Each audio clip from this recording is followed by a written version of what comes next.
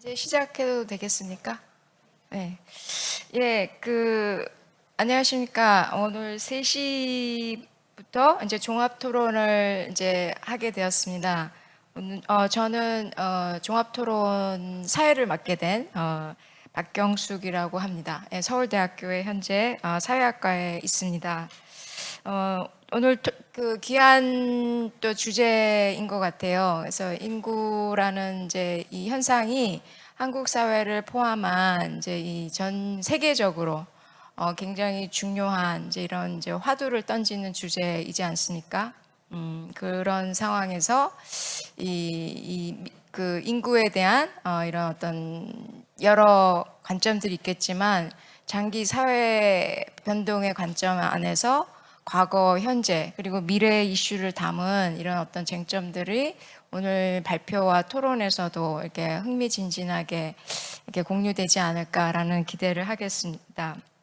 오늘 토론에 참여해 주신 선생님들께서는 건국대학교 이현출 교수님, 그리고 건국대 이미진 교수님, 청년유니온의 김강호 선생님, 그리고 한국이주여성인권센터의 오영숙 선생님이십니다. 우선 이제 토론 시간이 2시간 정도라서 여유가 있는 것 같아요. 그래서 그 네 분 선생님의 토론을 우선은 듣고 그리고 이제 그 발표자 선생님들의 또 코멘트를 이제 자유롭게 이제 들으면서 토론과 그리고 예. 토론을 이제 지금 진행을 해볼 수 있지 않을까 생각이 듭니다. 자, 먼저 그러면 이현출 교수님께서 앞서 발표한 강의 주제들에 대한 토론을 해주시면 고맙겠습니다. 예. 안녕하세요. 건국대학교 정치외교학과에 있는 이현출 교수입니다. 반갑습니다. 제가 사실은 인구 전문가들 틈에 정치학자가 오늘 나타나서 아마 여러분도 좀 의아해하실지 모르겠습니다.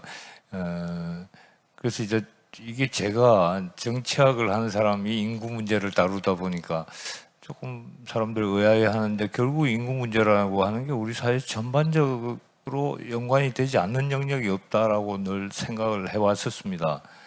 제가 대학에 오기 전에 국회 근무를 하면서 이제 저희들 나름대로 인구 시뮬레이션 프로그램을 만들고 또 전망도 해보고 그러면서 이게 미래 사회를 결정짓는 뭐 21세기의 바로미터다, 그게 인구다라고 하는 인식을 늘 가지고 있었습니다. 그런데 우리 대학의 사회학과가 없어가지고 인구 문제를 제대로 다루지를 않아가지고요. 그래 이제 제가 정치학자가 인구학 이러기도 뭐하고 해서 인구의 정치학 이런 제목으로 이제 강의를 개설했는데 많은 학생들이 공감을 해줬었습니다. 그래서 재밌게 강의를 하고 있고 그를 통해서 결국 인구 문제가 가져오는 우리 사회의 다양한 영향 이런 것을 이제 저는 본격적으로 좀 보고 있습니다.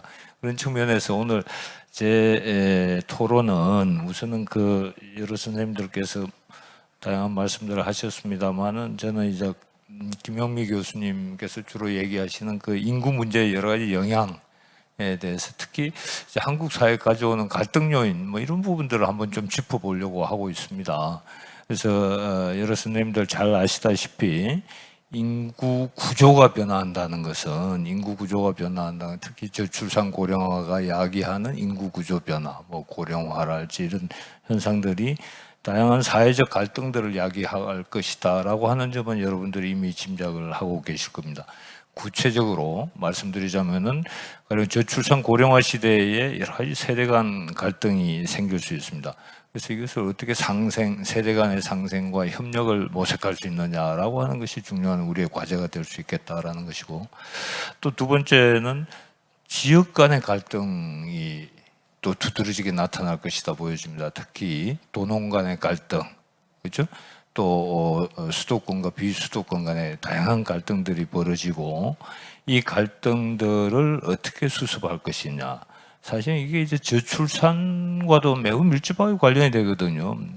일본에서 소멸 가능 이제 자치단체를 조사를 할 때 그 시뮬레이션이 가임기 39세까지의 여성들이 동경으로 이주하는 비율 이런 게 이제 주요한 척도들이 됐던 것입니다. 그래서 그런 측면에서 지역 간 인구 구조 변화가 미치는 갈등 요인들 이런 부분들을 우리가 어떻게 수습해 나가고 지속 가능한 발전을 도모할 수 있겠냐라고 하는 쟁점이 있다라는 말씀드리고, 그다음에 이제 인구가 부족하다 보니까 이제 유럽으로부터 외국인 인구 유입이 많이 생기고 있습니다. 그래서 이제 이런 외국 이민 인구의 증가가 국내에 있어서의 인구 간의 갈등이 많이 생깁니다. 특히 여러분도 이제 이 유럽 정치 상황들을 보면은 아주 극우 정당들이 들어서면서 이민법이 요즘 선거에서 매우 중요한 쟁점으로 부상하고 있는 것도 이러한 맥락에서 우리가 이해를 할 수 있을 것이다라는 말씀을 드릴 수 있습니다.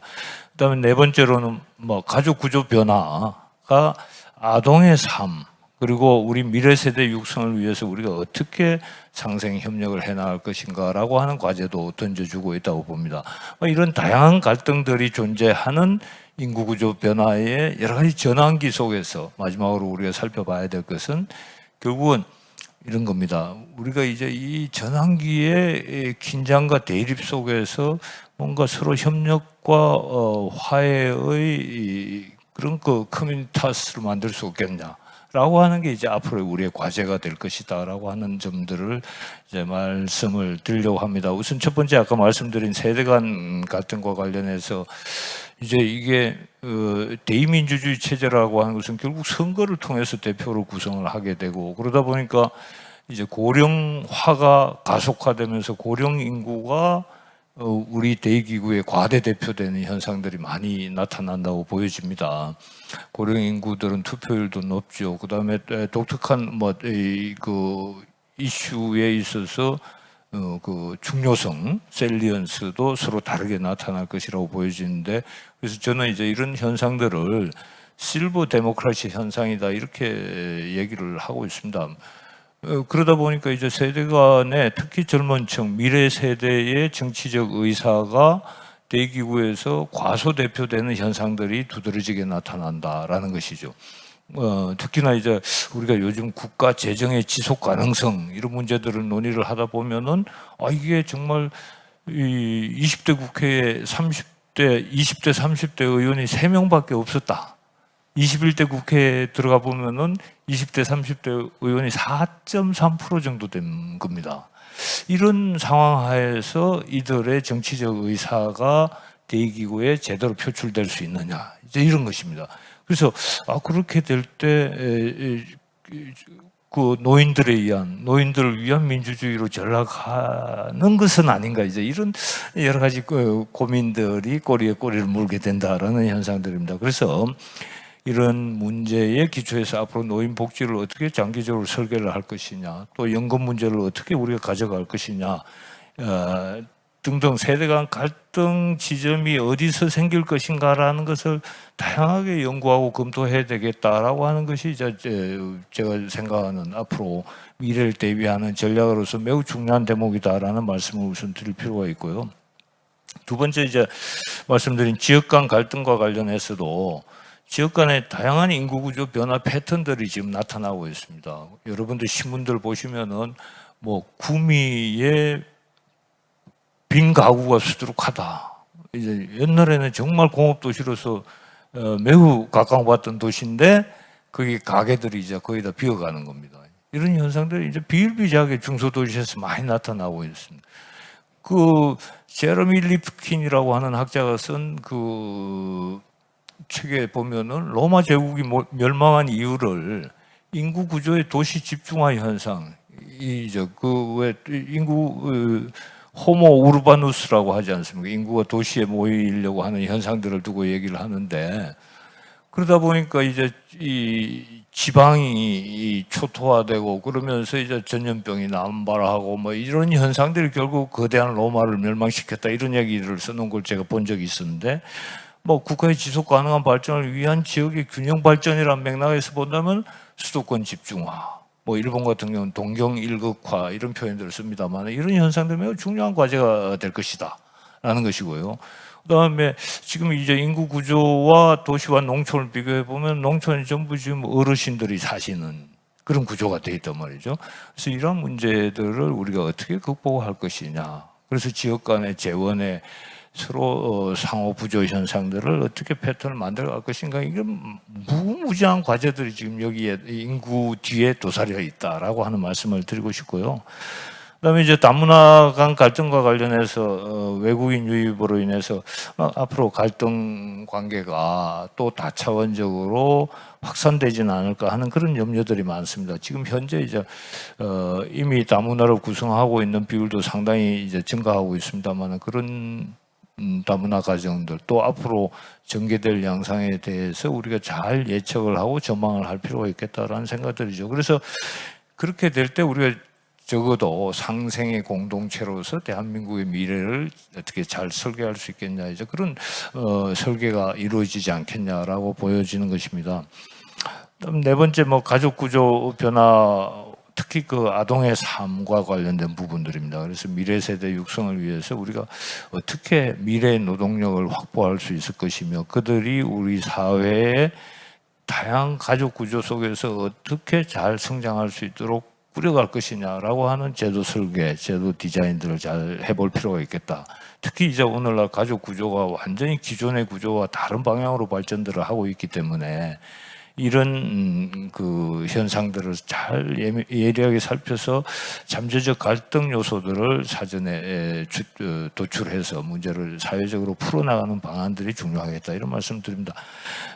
그래서 이러한 다양한 갈등 구조가 전개될 것에 대해서 특히 이제 인구 구조 맥락에서 우리가 잘 살펴보고 그것이 적어도 갈등과 대립에 의해서 만인의 투쟁 상태로 전개되는 것이 아니고 새로운 틀 속에서 공생과 상생의 협력을 도모할 수 있는 그런 공동체, 커뮤니타스를 우리가 어떻게 꾸려나갈 것인가라고 하는 것이 앞으로 중요한 화두가 되지 않겠냐라는 말씀을 드리면서 우선 제 1차 토론은 여기까지 하겠습니다. 감사합니다.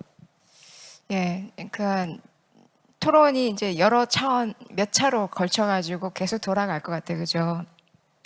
오늘 그 이현출 교수님께서 아주 중요한 이제 또 이 아젠다를 이제 제시를 하셨습니다. 그러니까 갈등이 사회 여러 층위에서 이제 불거지고 있는 이 가운데 이 지금 이 인구 구조의 어떤 변화라는 게 커다란 이제 조건이 되고 있다라는 이제 말씀으로 이제 이해가 됩니다.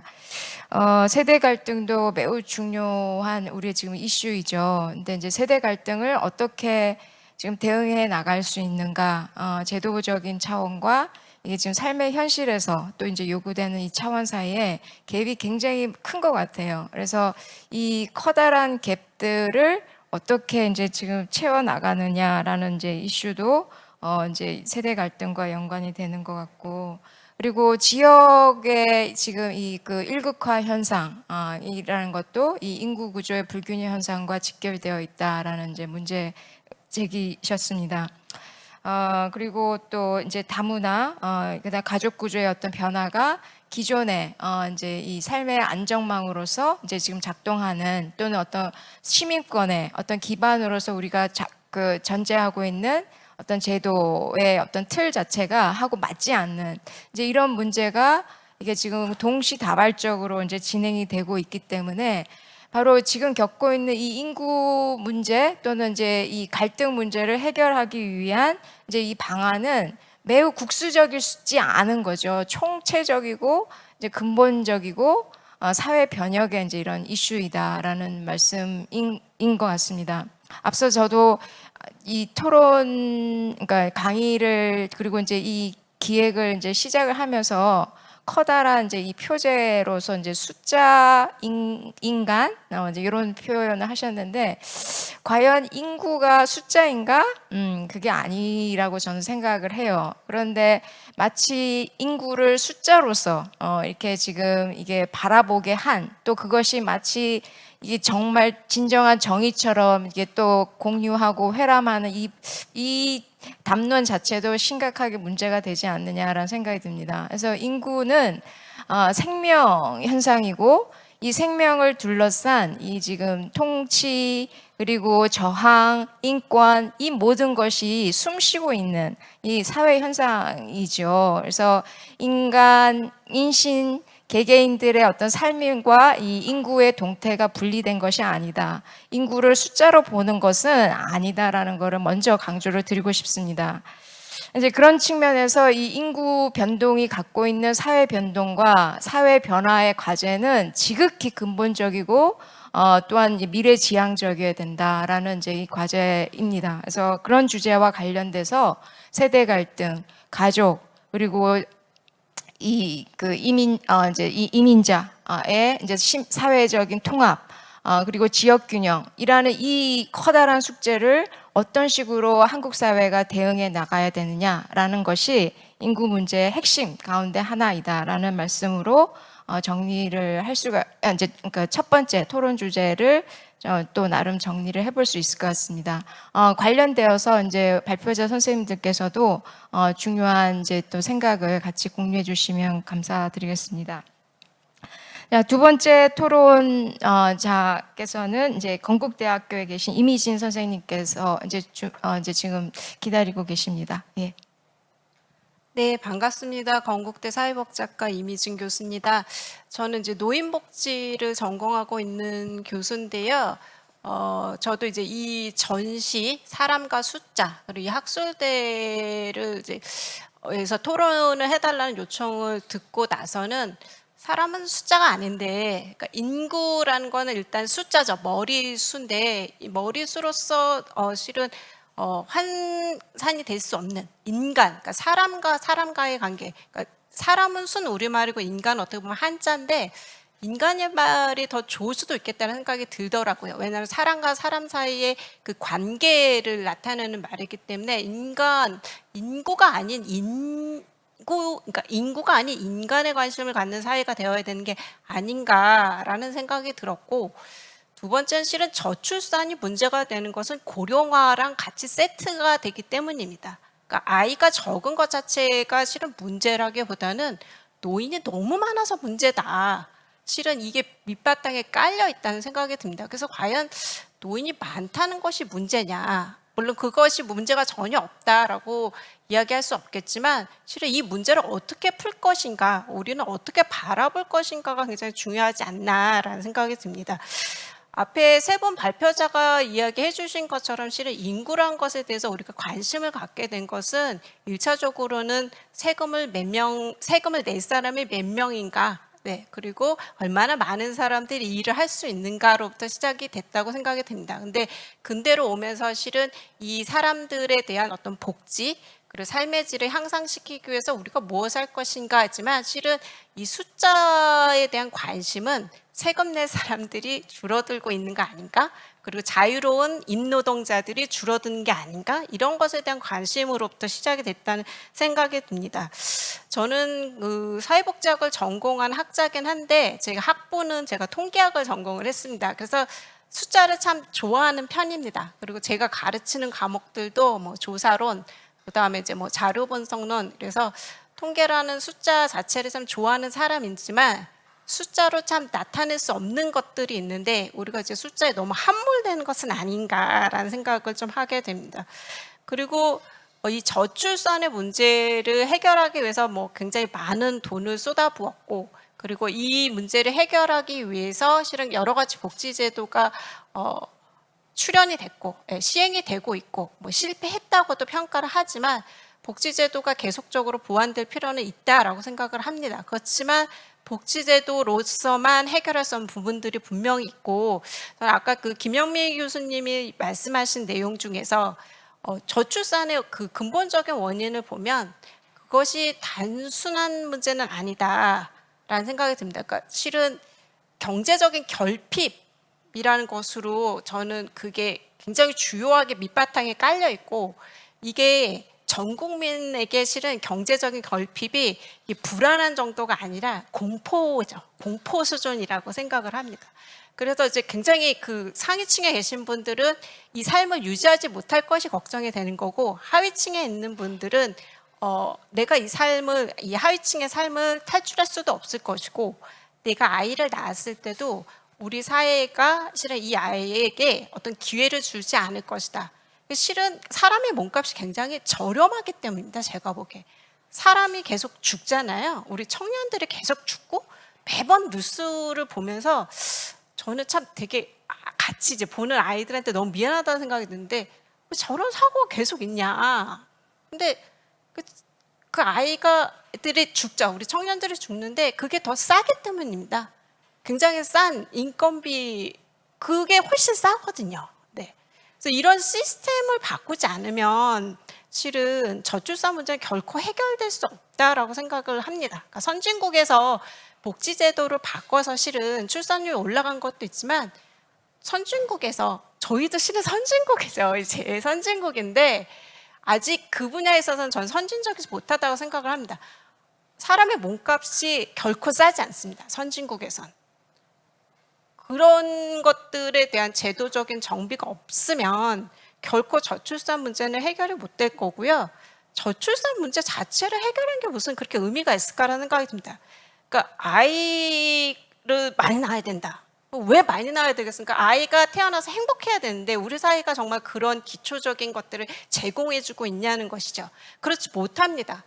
지금 얼마 전 이제 통계인데요. 2020년 통계청의 사망 원인 통계를 보면 10대, 20대, 30대 사망 원인 1위가 자살입니다. 네, 자살. 근데 우리 청년 자살에 대해서 관심이 있나요? 네.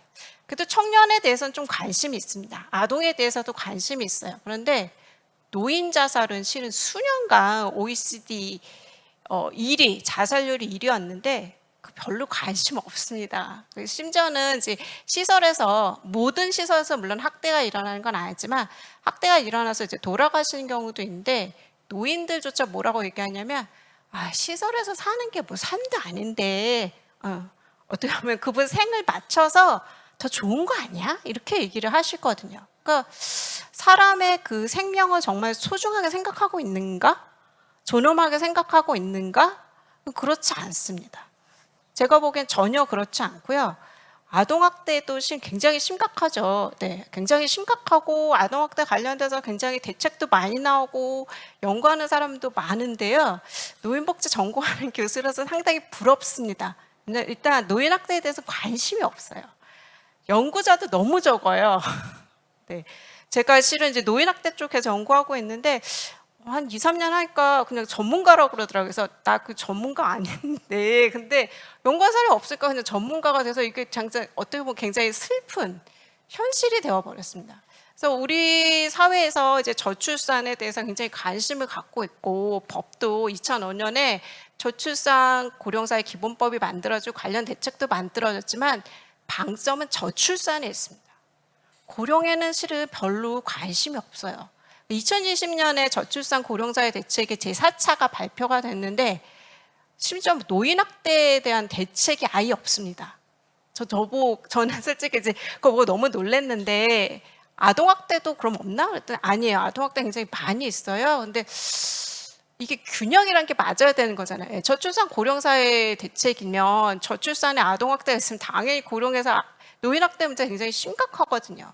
근데 그것에 대한 대책이 없다? 결국은 우리 사회가 지향하는 것이 무엇인가, 과연 아이를 많이 낳으라고 하는데 책임져 주지 않는다. 근데 그게 단순히 개인이 책임져 주는 게 아니거든요. 사회 전체가 책임을 져야 되는 거고, 그래서 그것과 관련돼서 실은 우리가 제도를 마련을 해야 되는 거죠. 물론 국민들한테 인권 존중 교육도 하고 실은 뭐 복지 교육도 하고 이런 것들이 필요합니다. 그렇지만 청소년들한테 아무리 인권 교육해서 뭐 하겠습니까? 네. 수천만 원이면, 그러니까 청년들이 죽었을 때 실은 수천만 원이면 해결된다. 이런데 그 몸값이 저거밖에 안 되는구나라고 생각하는데, 정말 우리 사회가 인권을 존중한다고 아이들이 생각할까요? 그렇지 않을 것 같아요. 그래서 그런 것들이 변화가 정말 필요하다라는 생각이 들고요. 이제 좀 논의를 바꿔서 이제 고령화에 대해서 좀 얘기하면 노인 문제 되게 심각하고 노인이 많아지니까 이제 얘기하니까 계속 이제 노인인 거 많아져서 국가가 망할 것이다 이런 얘기를 합니다. 지속 가능성에 대해서 얘기하죠. 예. 뭐 그 주장에 일리가 없는 건 아니라고 생각합니다. 그러니까 저도 실은 노인 인구가 너무 빠르게 증가해가지고 내가 책에서 봤던 것들이 정말 이렇게 실현되고 체감이 되고 이렇게 이 굉장히 어렵다 이런 생각이 드는데, 근데 한편으론 우리가 굉장히 부양 부담에 대해서 얘기하고 노인이 너무 많아서도 문제고 결국은 노인이 없어지길 바란다는 거예요. 예, 저는 그게 근저에 깔려있다 생각합니다. 노인은 문제가 있는 집단이고 굉장히 부담스러운 집단이다. 그렇기 때문에 굉장히 부정적인 고정관념들을 만들어내는 기제가 아닐까. 예. 노인이 늘어나는 건 실은 기정사실이거든요. 네, 2030년, 50년까지 실은 우리나라 노인 인구가 계속 늘어나가지고 40%, 45%가 될 거라고 하는데, 그러면 우리가 지금 고민해야 될 것은 무엇이냐면 우리 사회를 어떻게 고령 친화적으로 만들 것인가. 경제적인 효율성만을 강조하지 않고 어떻게 보면 정말 품격 있는 인권 국가를 만들 것인가. 저는 되게 좋은 어떻게 보면 위기이지만 기회일 수도 있다고 생각합니다. 너무너무 빨리 달려왔어요. 경제적인 효율성만을 위해서. 근데 지금 한 템포 늦춰서 정말 약자에 대한 배려, 이런 것들을 생각할 수 있는, 빨리 가는 게 좋은 게 아니라 다 같이 가고 뒤처져 있는 사람은 없는지, 이 빨리 가는 경제적인 효율성만을 중시하는 사회에서 굉장히 힘들어하는 사람들은 없는지, 이런 것들을 되돌아볼 수 있는, 그래서 어떻게 우리 사회 자체의 패러다임을 바꿀 수 있는 좋은 기회가 될 수 있다고도 생각을 하거든요. 그래서 노년기에 실은 개인이 경험하고 있는 여러 가지 어려움들이 있을 때, 그럼 우리가 이들의 권리를, 시민으로서의 권리를 어떻게 보장해 줄 것인가를 고민을 해야지, 자꾸 부양이 부담스럽고 이렇게 해서 노인은 문제가 있는 집단에 낙인을 찍어버리면 문제 해결이 되지 않습니다. 제가 보기에 그래서 근본적인 좀 패러다임의 전환이 있었으면 좋겠다라는 생각을 하고, 좀 고무적인 거는 개인들 그리고 시민들의 인권 감수성이 점점 올라가고 있는 건 굉장히 고무적이라고 생각해요. 그래서 지금 인권 교육은 실은 굉장히 협소하게 좀 이루어진다는 생각이 들거든요. 그러니까 아동기나 실은 성인기의 그런 권리에만 관심 있고 노인에 대한 인권 교육은 굉장히 부실하다는 생각이 듭니다. 그래서 이런 인권 교육을 좀 청소년들에게 시켰으면 좋겠다. 그렇게 해서 시키면 굉장히 우리 사회가 굉장히 역동적이잖아요. 네. 그리고 정말 좀 스피드하게 잘하는 게 또 좋은 측면도 있다는 생각이 듭니다. 그래서 패러다임의 전환을 우리가 가져올 수도 있지 않을까. 그래서 정말 품격 있는 그런 복지국가, 인권국가가 될 수 있지 않을까라는 생각을 해봤습니다. 네. 제 토론 여기까지 하겠습니다. 예, 이미진 교수님도 노년 쪽으로 이렇게 계속 연구를 해 오셔서 이게 지금 고령화와 관련된 이제 이런 학문 또는 정책에 지금 이게 그 근본적인 문제점을 또 이렇게 아주 이제 정확하게 진단을 하고 계신 것 같습니다. 우리가 노년에 대한 이제 시선이 굉장히 중요한 것 같은데, 우리는 노년을 혐오의 대상, 그리고 두려움의 시기, 로 바라보고 있습니다. 근데 이런 시선 안에서 누구도 피해갈 수 없는 게 또 노년이고 죽음이고요. 근데 이렇게 어떤 자신의 어떤 실존의 어떤 경험 안에서 부정하게 하는 시스템이 문제인 거죠. 그리고 그 시스템이라는 게 바로 발전, 성공, 경쟁에서 지면 죽어나가는 이 시스템인 거죠. 그러니까 노년의 이 혐오 담론이, 그리고 혐오 인식이 2000년대 중후반 이후에 심화되었던 것도 우리 사회 불평등이 심화되고 생명이 경시되는 이러한 총체적인 변화가 분리된 현상이 아닌 것이죠. 그리고 저출산 현상하고도 분리되지 않았습니다. 앞서서 이미진 선생님께서 인구가 아니라 인간으로 봐야 된다라는 말씀을 주셨는데 공감하지만, 앞서 말씀드렸던 것처럼 인구는 숫자만이 아닙니다. 인구라는 것은 개개인의 삶의 동태가 만들어낸 집합적인 결과이고 공동체의 힘이에요. 근데 이러한 공동체 생명의 어떤 힘 자체가 지금 사그라들고 있는 것은 아닌가? 우리가 이 사회에서 매우 심각한 지금 지금 통치를 하고 있는 것이 아닌가라는 이제 이런 질문하고 맞닿아 있는 것인 것 같고요. 저는 그래서 이 국가와 이 개인의 이 지금 어떤 인식이나 어떤 조건의 어떤 차이를 또 많이들 강조를 하시는데 저는 초록 동생이라고 또 생각을 하고 있습니다. 왜 그러냐면 국가가 인구를 어떻게 바라보는가와 우리가 어떻게 생명을 살아가고 있는가가 분리되지 않았다라는 것이에요. 가족계획에서 강조했던 그 시선을 우리가 지금 버리고 있는가? 그렇지 않습니다. 조선시대 때 국가가 지금 민을 바라봤던 시각과 일반 백성들이 자신의 생명을 바라봤던 시각에도 중첩되는 지점이 있는 거고 바로 그것이 바로 단절적으로 변화된 게 근대입니다. 그리고 그 근대가 지금 와해되고 해체되고 있는 상황이에요. 그런데 우리는 그 끝자락에 아주 익스트림하게 그 발전 지상으로 지금 가고 있는 중인 거라는 거죠. 그러면서 많은 사람들이 떨어지고 있고 무관심 속에서 혼자 고독하게 죽어가고 절규하고 있는 상황입니다. 이런 변화 안에서 이제 특히나 노년의 경우는 이게 지금 엄청난 이제 지금 사실은 이제 정체성의 위기, 이 삶 전체가 이제 지금 부정되는 그런 위기 속에서 지금 살아가고 있지 않는가.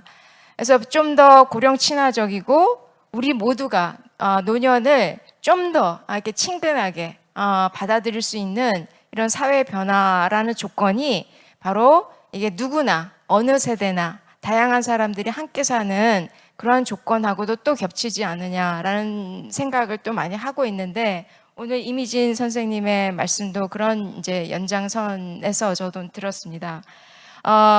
패러다임의 변화가 가능할까? 생명 존중이라는 이제 이 인식과 제도의 변화가 또는 이제 앞서서 이현출 교수님께서 말씀하셨던 상생의 패러다임을 우리 사회가 어떻게 준비할 수 있을까? 살기 아니면 죽기다. 예, 과연 가능할까? 이제 이런 이제 지금 메시지를 던지고 있고, 예, 이제 이거는 이제 이후에 이제 토론을 또 맡아주신 이제 이 선생님의 청년 유니온 김강호 선생님의 이 지금 청년의 지금 절규 상황하고도 또 맞닿아 있지 않을까라는 생각이 듭니다. 바로 또 김강호 선생님, 예, 말씀 주시죠. 네, 안녕하세요. 그 청년 유니온에서 정책팀장으로 활동하고 있는 김강호입니다. 네, 그 사실은 제가 약간 듣고 배워야 될 것 같은데 말씀드리기가 좀 약간 민망하긴 하지만 그 사실은 조금 먼저 좀 고백을 하면 제가 뭐 인구나 혹은 뭐 출산 혹은 뭐 이런 정책이나 어떤 아젠다에 대해서 그렇게 좀 많이 알고 있거나 이러지는 못해요. 근데 그럼에도 어쨌든 좀 불러주신 이유가 있겠다 싶어서 어떤 걸 말씀드리면 좋을까 생각하다가 사실은 이제 청년들이 겪고 있는 어떤 문제들, 그 중에서 또 이제 일자리 혹은 노동 문제들이 있을 텐데요. 그런 것들에서 뭐 인구 정책 혹은 뭐 나아가서 좀 더 더 큰 이런 문제에 있어서 좀 해석할 수 있고 좀 더 유추해 볼 수 있지 않을까 이런 생각을 좀 하면서 왔고요. 사실은 저는 어쨌든 현장 조직에서 활동을 좀 하는 사람으로서 어떤 문제들을 좀 겪고 있는지 요새 청년들 그리고 특히 코로나19 이후에 어떤 노동들을 좀 겪고 있는지 이런 것들 좀 말씀드릴 텐데요. 제가 칼럼에도 한번 썼는데 사실 청년들이 코로나19 이후에 겪는 어떤 노동의 문제들, 일자리의 문제들이라고 하면 불안정함이 아닐까라고 저는 좀 생각을 하고 있어요. 이게 사실은 좀 다양한 이슈들이 있죠. 코로나 이후 그리고 그 전에도 뭐 일자리가 뭐 부족하다, 뭐 몇만 개가 사라졌고 또 뭐 고용률이 떨어졌고 실업률은 또 얼마나 높아졌고 이런 언론 보도들이 되게 많은데 사실은 그 이면에서 청년들이 어떤 삶을 살고 있는지 이런 것들은 조금 제 기준에서 좀 덜 드러나고 있는 것 같아요. 덜 조명받고 있는 것 같고. 근데 그 청년들이 겪고 있는 어떤 뭐 심리 상태 혹은 문제점들이라고 하면 불안정함을 계속 겪고 있는 거예요. 그래서 그게 도대체 뭘까? 이런 생각을 저희는 좀 이제 하면서 좀 사업을 좀 구상하다가 사실은 이게 제가 좀 딴 얘기일 수도 있지만 불안정하다는 게 뭘까 이런 게 좀 갑자기 좀 궁금하더라고요. 이게 사전적으로는 또 무슨 의미일까 이런 생각이 좀 들어서 찾아봤더니 그냥 안정하지 않은 상태나 그런 안정하지 않다 요 정도의 정의를 갖고 있더라고요. 그래서 이게 비정규직 같은 의미는 아닌가 이런 생각이 드는 거죠. 그냥 정규직이 아니다라는 어떤 어떻게 보면 좀 간결한 정의 안에서 사실은 되게 다양한 케이스들이 존재하겠구나 이런 생각이 좀 들었고요.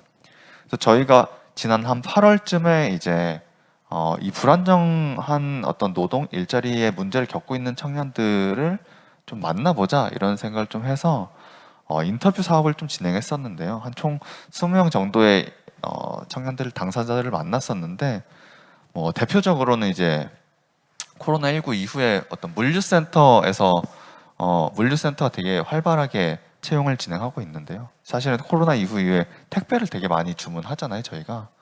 그래서 그 안에서 일하는 청년들의 어떤 노동의 실태, 무슨 문제를 겪고 있는지, 그리고 초단 시간이라고 해서 15시간 미만으로 일하는 청년들이 있어요. 이게 실제로는 주휴수당 지급을 안 하기 위해서 이제 그렇게 고용 계약을 맺는 건데요.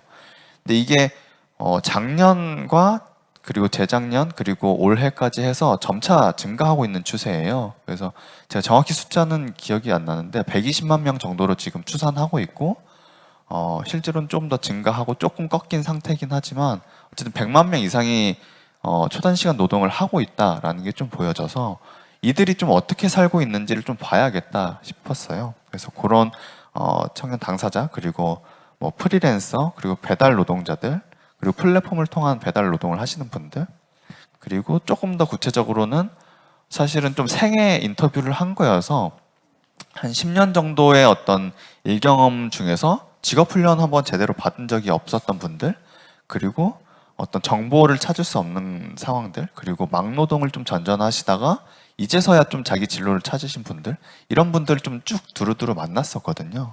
그래서 이분들이 어쨌든 개인 편차나 어떤 성향의 차이가 있긴 하지만 사실 조금씩 다르지만 불안감들을 좀 갖고 있더라고요. 불안정한 어떤 생활, 어떤 뭐 심리 상태 이런 것들을 좀 보여주셨었는데 조금 구체적으로 대표적인 사례들만 조금 말씀드려 보면 초단 시간으로 일하시는 분들의 어떤 생활을 좀 살펴보면 이래요. 내 개인의 어떤 뭐 진로나 이런 것들보다는 어떤 한 일자리를 먼저 구합니다. 그리고 근데 그 일자리가 보통 이제 15시간 미만이니까 기껏해야 소득이 많아도 100만 원이 안 되는 거예요. 하나의 일자리에서. 그래서 뭐 평균치는 한 뭐 4, 50만 원, 많으면 7, 80만 원 이렇게 올라가는 건데 그 일자리 하나를 구하고 나면 그 뭐 예를 들어서 월, 화, 수 이렇게 구했다고 되면 나머지 요일 그리고 나머지 시간대에 다른 일자리를 구하게 되는 거죠. 그거에 맞춰서 자기의 어떤 생활 리듬, 생활 패턴들을 이제 구축해 나가는 거예요. 근데 실제로 그 안에서 어떻게 일을 하고 있냐라고 하면 저희가 이제 아르바이트 실태 조사 같은 것들을 좀 했었는데 15시간 미만인 분들 중에서 이제 주휴상을 지급받고 있지 못한 분들이 거의 한 80% 이렇게 드러난 거죠. 실제로 지급받는 사람들도 15% 미만으로 이제 드러난 거였고, 그리고 뭐 수당 정도 못 받는 거냐라고 할 수 있지만 실제로는 또 그렇지 않았던 거예요. 예를 들면 코로나19가 중간에 터지고 나서는 이게 또 이제 그 경제적 타격이 있으니까 인력 감축을 하거나 해고를 해야 되는 상황에서는 가장 밑바닥에 있는 사람이 청년인 거죠. 그런 일자리에서. 그래서 어떤 한 분은 그런 얘기를 하더라고요. 이게 내가 해고를 당했고 뭐 공고사직 처리를 이제 당했지만 좀 지나고 나서 들었다. 이게 어떤 책임질 어떤 역할이 아니고, 그리고 들어온 지 얼마 안 된 청년들부터 이렇게 좀 해고를 한 거였다. 랜덤으로 이제 해고를 했다라고는 표현했지만 어떤 회사에서 그런 식으로 이제 얘기를 하더라고요. 그리고 어쨌든 아르바이트도 뭐 5인 미만 사업장 같은 경우는 해고의 요건도 사실 해당이 되지 않기 때문에 그냥 이제 제일 밑바닥에서 제일 먼저 해고를 당할 수 있는 그런 상태에서 일을 하고 있는 거죠.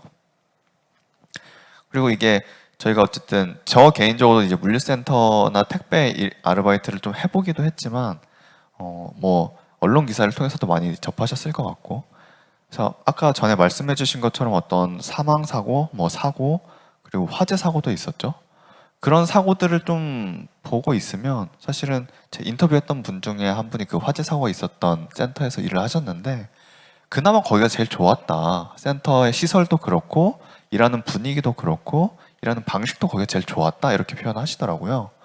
저는 좀 약간 아이러니한 감정을 좀 받았었는데 화재 사고가 났고 열악한 노동 조건이 이미 확인됐는데 그럼에도 거기가 좋다고 하는 사람들이 있고 그곳을 가려고 하는 사람들이 있구나 이런 생각이 좀 들더라고요. 그래서 지금 공통적으로 이제 한 5-6명의 이제 물류센터에서 일하시는 분들을 만나 뵀었는데 하나같이 이렇게 얘기하는 거예요. 나는 언제든지 대체될 수 있는 노동을 하고 있구나. 그리고 사실은 어떤 그 택배 그 물류센터 안에서 일한다는 게 쌓여가는 어떤 이제 물류 그 뭐 물품들을 어떻게든 빨리 쳐내야 되는 역할들을 하는 거예요. 그 일하는 분들은. 그러니까 어쨌든 이게 뭔가 인격적인 대우 혹은 뭐 서로 대화할 수 있는 어떤 조건에서 일하는 게 아닌 거죠. 그래서 그런 분위기 속에서 언제 대체될 수 있겠구나 이런 생각을 한편으로 가지면서 내가 계속 여기서 일할 게 아니고 다른 진로를 빨리 찾고 그 어떤 상황이 될 때까지는 여기서 어떻게든 버텨야겠다 이런 마음으로 일을 하고 계시더라고요. 그래서 이게 노동에 대한 어떤 뭐 존중받는 어떤 그런 것들이 사실상 좀 부족하구나 이런 생각이 좀 들었죠. 그리고 이게 그러니까 작년으로 제가 기억하고 있는데 이게 대기업에서 신규 채용하는 인력보다 쿠팡에서 물류센터에서 신규 채용하는 인력들이 훨씬 많았어요. 근데 같은 노동이라고 저는 보지만 그럼에도 이게 뭐 소득분이 이런 걸 떠나서라도 이렇게 좀 격차가 심해지고 있구나 이런 게 저는 좀 체감이 확 와닿았어가지고 이런 문제들을 겪고 있구나 이런 생각이 들었고요. 그래서 사실은 프리랜서 플랫폼 이런 것들도 조금 비슷한 맥락이라고 저는 읽혀지는데 이게 프리랜서 하면 되게 화려할 수도 있고 좀 이렇게 뭔가 일하고 싶을 때 일하고 어떤 나의 전문적인 커리어를 갖고 이렇게 많이들 보고 계신 것 같아요. 근데 뭐 이제 조금씩 이제 문제점들이 드러나고 있긴 하지만 근데 그럼에도 이제 저희가 주목했던 부분은 20대 초반 그리고 프리랜서로 막 진입한 청년들 이런 분들의 노동을 좀 들여다봤었는데 이게 3년을 버티기가 쉽지 않다라고 얘기하더라고요. 그래서 3년을 버티면 그래도 좀 최저임금 수준의 어떤 소득 생활은 좀 유지할 수 있다.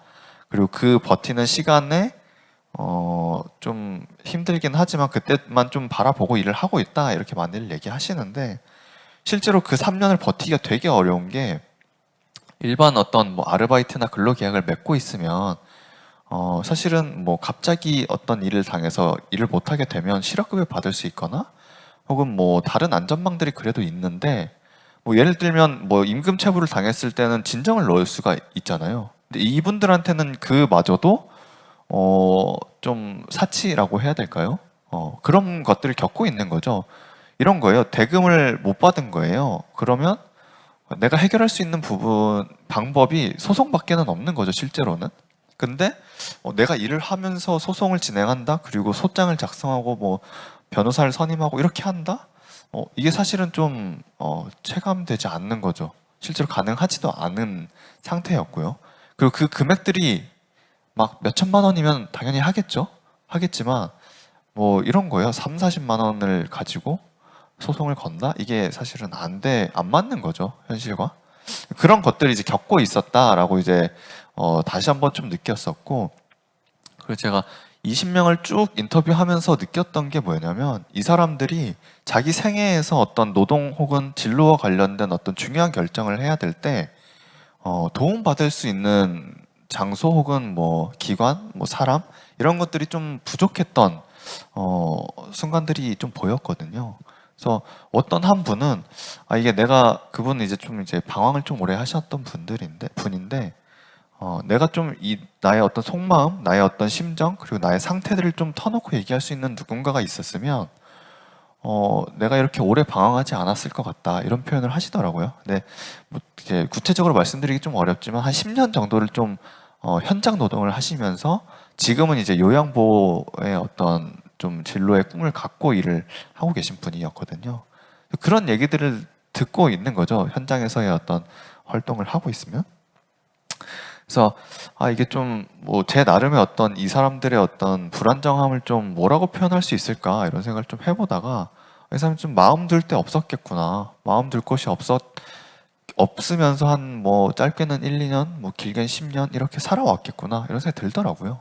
그래서 요걸 좀 어떻게 해결하면 좋을까 이런 생각이 좀 최근에 좀 많이 하고 있는 편인데 이게 좀 뭐 쉽게 좀 답이 나오진 않지만 사실은 제가 보는 어떤 청년들 그리고 청년 노동의 문제에 있어서는 이런 것들이 좀 약간 만연한 상태인 것 같아요. 그리고 제가 뭐 언급한 어떤 몇 가지 업종이나 사람들의 사례가 뭐 다가 아니라 사실은 어떤 정규직, 대기업 정규직에 다니더라도 그 안에서의 어떤 조직 문화로 인해서 발생하는 어떤 문제들 이런 것들까지 포함하면 조금은 좀 불안정하고 약간 불안한 어떤 이런 심리 상태를 지속적으로 가져가고 있지 않을까 이런 생각이 좀 들고요.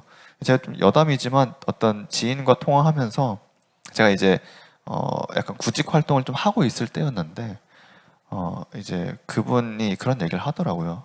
얼른 취업하고 거기서 나오지 마라. 지금 어쨌든 밖은 전쟁터인 것 같다. 이런 얘기를 하더라고요. 그래서 그렇게 어쨌든 내부에 있는 사람들도 표현을 하고 지내고 있구나 이런 생각이 들었었고요. 어쨌든 무언가 좀 안정감을 누리고 있어야 좀 뭔가 꾸리고 자리 잡고 뭔가 다음을 생각해 볼 텐데 현재 어떤 청년들의 삶이나 인생에서는 그런 것들이 좀 부족하지 않나? 그런 것들이 좀 더 보완돼야 되지 않나? 이런 생각이 좀 들어서 사실은 뭐 인구나 이런 쪽으로도 좀 고민을 가져가 보면 그런 것들이 좀 뭔가 있어야 사실은 뭐 출산이든 뭐 아니면 뭐 인구의 어떤 뭐 이런 것들이 좀 나아지지 않나 이런 생각을 좀 저는 해보고 있고요. 사실은 제가 코로나라는 걸 키워드로 좀 먼저 말씀드리긴 했지만 이게 사실은 이 하나의 어떤 기억으로 좀 남을 것 같아요. 이게 사실은 뭐 IMF나 뭐 금융위기, 뭐 세월호 같은 사건들이 사실은 이제 조금씩 그 사건을 겪었던 사람들의 이야기들 그리고 그것들을 좀 분석하기 시작하고 그것들을 가지고 좀 뭔가 좀 만들어내고 있다고 저는 좀 생각하는데 이제 그런 어떤 코로나로 사실은 좀 확 이제 이슈화되고 피부로 좀 체감되는 어떤 불안정함, 불안한 노동 이런 것들이 다시 또 분석되고 또 어떤 해석이 돼서 다음에 어떤 정책들을 또 만들어야 되지 않을까 이런 생각을 좀 하고 있습니다. 네, 일단 이 정도로 마치겠습니다. 네, 코로나 이후에 이 많은 사람들이 지금 경험을 하고 있는 것들을 이제 지금 저도 이제 경험을 한 사람으로서 저는 단절이라고 생각을 했어요. 그리고 단절이라는 를 통해서 이게 지금 나의 삶의 기반이 굉장히 취약하다라는 것도 이제 고민을 하게 됐고, 그러면서 굉장히 한편으로는 매우 위태롭다라는 생각도 들었지만, 다른 한편으로 보자면 지금 이런 것을 생각하지 못했던 그 전에 비해서는 오히려 지금 사회 실상을 보다 더 이렇게 육체로서 몸으로서 지금 체험하고 있다라는 것 자체가 이게 엄청난 거 아닌가라는 생각도 들었었거든요. 그래서 불안이라는 게 사실은 모든 지금 사람들이 경험하고 있는 체험이 경험이다라는 것이고 그 분열 또는 불안, 단절이라는 것이 도대체 어떤 의미인가라는 것을 지금 이제 담론화하고 의미를 해석하고 하는 작업이 매우 중요하다. 그런데 다른 한편으로 보면 이거를 계속 봉합을 하고 있다라는 거죠. 서로가 만나지 않게 하고 이제 그러면서 나가 지금 고민하고 하는 것 자체가 소통되지 못하게 하면서 개개인이 지금 쓰러져 가게 하는 이런 시스템인 거 아닌가 생각도 드는데 불안의 이 의미를 우리가 소통하고 공유하는 이 작업도 매우 중요한 사실 작업이라고 생각이 듭니다. 이건 비단 청년만의 문제가 아니고 모든 사람들이 경험을 하고 있는 것이고 코로나19에 대응해야 되는 굉장히 중요한 주제이다라는 생각입니다. 뭐 경제 성장, 뭐 과학 기술, 뭐 AI, 로의 어떤 전환 속에서 이게 가열차게 지금 이제 가고 있는 이 와중에서 지금 무너져 내고 있는 이 코로나 이후의 사회 변화, 삶의 변화의 핵심 그리고 과제가 바로 불안이다라는 거 우리가 좀 더 강조하고 곳곳에서 이제 담론화했으면 좋겠습니다. 그리고 이제 이게 인구 문제의 핵심이다라고 저도 생각이 드네요. 그러니까 보면 이제 우리 사회는 이렇게 지금 사실은 드러나지 않은 자, 들리지 않는 목소리들이 상당히 지금 많이 있다라는 생각이 듭니다. 그리고 뭐 텔레비 보면 뭐 계속 이상한 것만을 지금 생각을 하게끔 이게 지금 다 이게 좀 뉴스도 천편일률적이고 부동산에 대해서 사람들 전부 다 유혹을 하고 이런 시스템 안에서 정말 보이지 않게 사람들 한 사람 한 사람들이 열망하고 다시 새롭게 희망하는 것들 그런 것들을 지금 모으고 관심을 돌리게 하는 이제 이런 기회는 또 많지가 않은 것 같아요. 근데 사실은 그런 변화를 또 추진하고 있는 사람들이 있습니다. 그리고 그런 추진하는 사람들이 누구냐? 바로 불안을 경험하고 있고 이 차별과 비공정함을 몸으로 겪고 있는 사람들의 대다수 중에 있다라는 생각이 들어요. 아까 이현출 교수님께서 지역의 어떤 그 일극화 현상 말씀하셨는데 이런 공간에서 살기 어렵다, 싫다라고 해서 떠나는 사람들이 존재해요. 새로운 삶을 빈 공간을 찾아서 가는 사람들이 존재하고 있습니다. 지금 노동이 해체되고 있습니다. 고용 관계가 해체가 되고 있습니다. 그런 상황에서 과연 우리가 일자리 없는 미래 사회를 살 수 있느냐? 그건 또 아니에요. 노년에도 일이라는 것이 갖는 의미는 너무나 큽니다. 그러면 어떤 일자리를 우리가 만들 수 있느냐라는 거죠. 그래서 이게 지금 어떤 불안이 절망과 끝이 아니라 사실 그 불안을 통해서 고통을 통해서 바로 새로운 것으로 나가야 되는 이제 그런 혁신의 또 통로이기도 하다. 그거를 찾았으면 좋겠다라는 마음을 저는 늘 이게 굉장히 절실하게 하고 있는데 오늘 말씀 주셨던 이제 여러 선생님들의 말씀도 이렇게 딱 연결이 되는 것 같아요. 그래서 너무 좋고요. 이제 이어서 이제 이민의 이슈입니다. 이게 우리가 200만 이민자 외국인이 함께 산다고 하지만 정말 우리가 외국인을 지금 어떻게 바라보고 있느냐?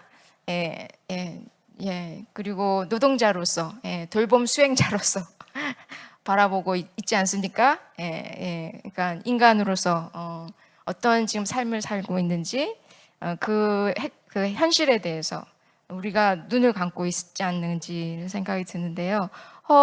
오영숙 선생님께서 이제 이민자, 이주자, 다양한 이민 배경을 가진 사람들의 삶의 이슈가 또 이제 어떤지에 대해서 말씀을 주실 것 같습니다. 부탁드리겠습니다. 네, 안녕하세요. 저는 한국이주여성인권센터에서 활동하고 있는 허호영숙이라고 합니다. 우선 이 자리에 초대해 주셔서 감사드리는데요. 제가 보기에는 한국 주류 사회에서 뭐 한국 들어간 거를 하면 주로 이주민 이슈가 빠지게 되는데 포함된 거에 대한 감사를 드리는 겁니다. 마찬가지로 제가 여기 앉아서 보니까 저 뒤쪽에 지금 인구 현황판이 사람 숫자 해가지고 연대별로 지금 넘어가고 있어요. 저 숫자를 앞에 토론하시는 분들 말씀드리면서 숫자를 보고 있는데 저는 이제 제 직업병일 수 있겠는데 저거를 보면서 저 숫자에 외국인 인구는 포함된 건가? 그 생각했습니다. 그러니까 5천만이 넘어갈 때 저기에 200만 외국인 인구는 포함된 건가?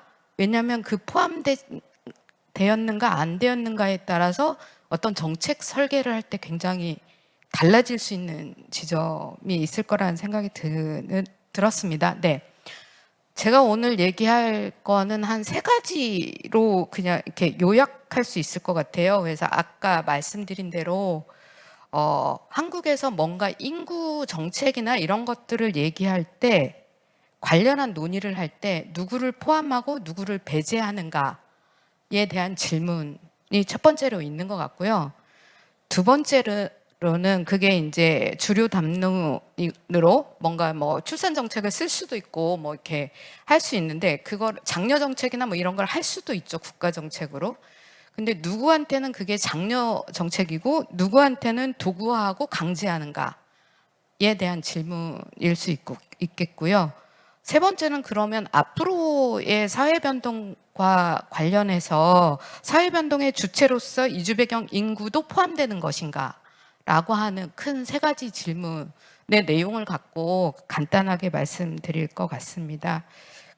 아까 잠깐 말씀드렸는데 지금 코로나 때문에 외국인 인구가 왔다 갔다 하고 있는데 2020년 연말 250만까지 갔다가 코로나 때문에 좀 줄어가지고 200만 정도 수준을 보이고 있습니다. 그중에 여성 인구가 한 절반 조금 안 돼가지고 100만 명 정도 파악하고 있는데요.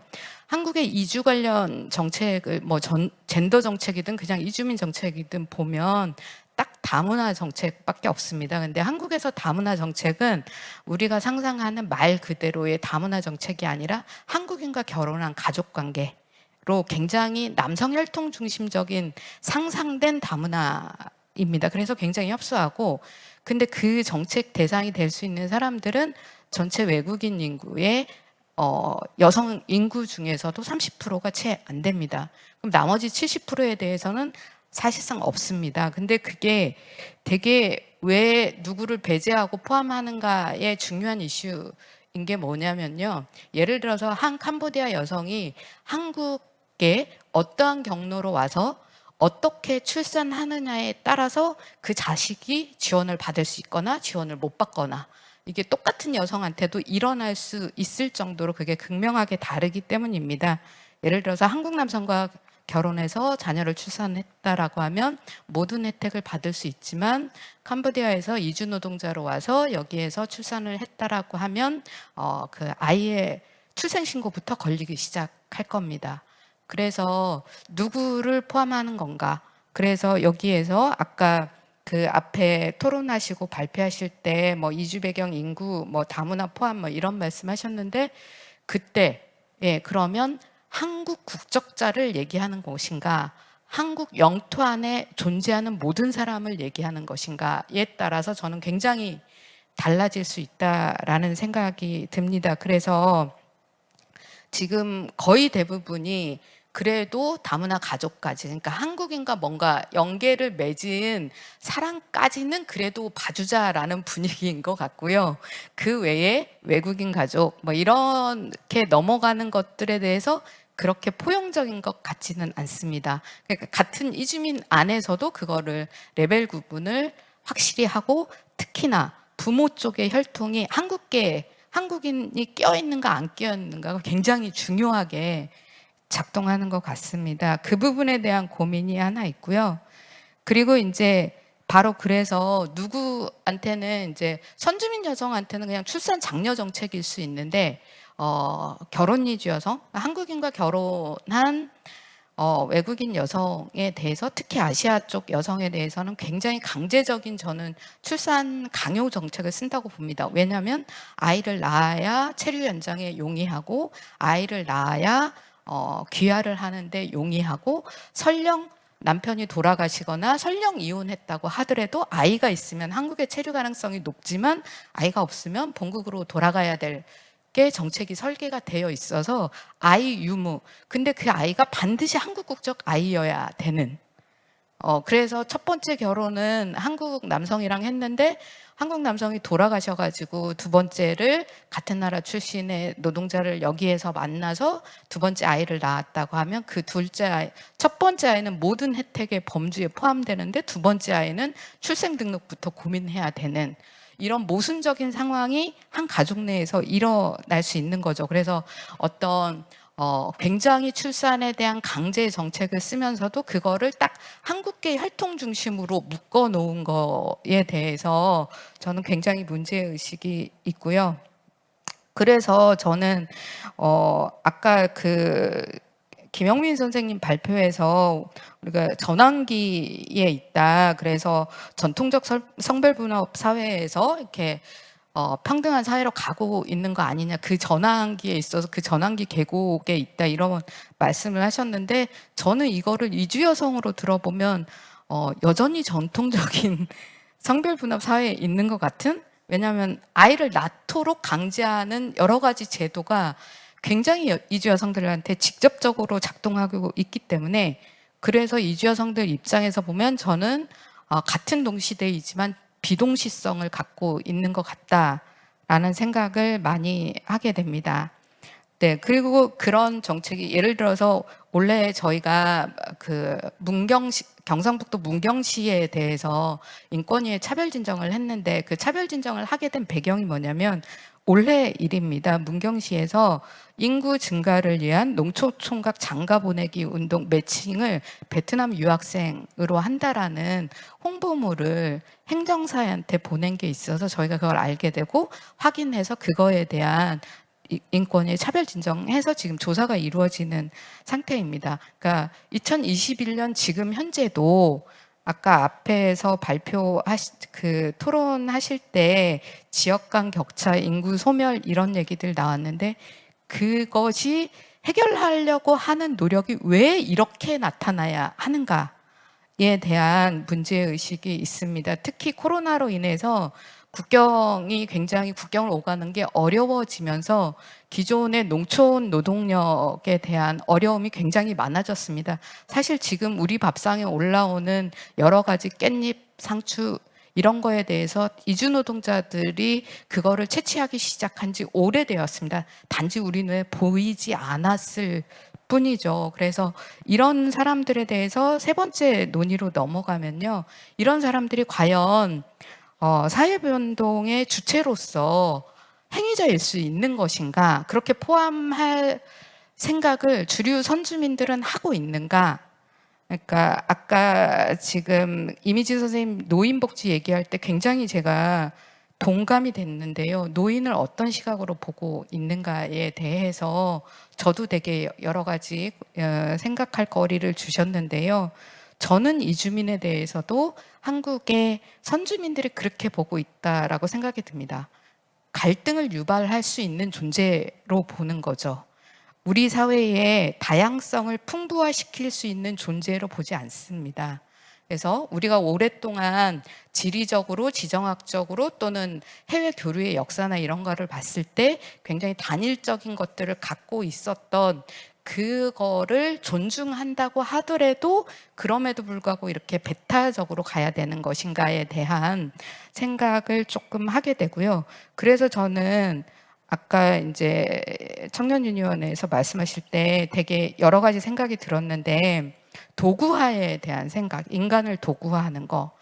왜 한국 사회는 난민들을 제대로 받아들이지 못하면서 아프간 난민에 대해서는 난민이라고 안 부르고 특별 기여자, 그러니까 뭔가 공로가 있는 도구적인 관점으로 이주민을 딱 바라보는 듯한 것이 굉장히 드러나는, 그리고 다른 난민에 대해서는 지금 난민 인정률이 1%도 되지 않는 이런 것들이 그냥 수용되고 있다라는 부분에서 정말로 그러면 앞으로 우리 사회가 인구 소멸 이렇게 될 때 거기에서 우리가 그러면 젊은 인구에 대해서 뭔가 확장적으로 생각할 때 이주 배경, 완전히 한국계가 포함되지 않는 현재 존재하는 200만에 대해서 아예 열어놓을 가능성은 지금까지 담론으로는 별로 없어 보여요. 그래서 그런 거를 조금 포용성 있게 갈 수 있도록 이주민들도 논의의 주체로서 들어와야 되는 거 아닌가,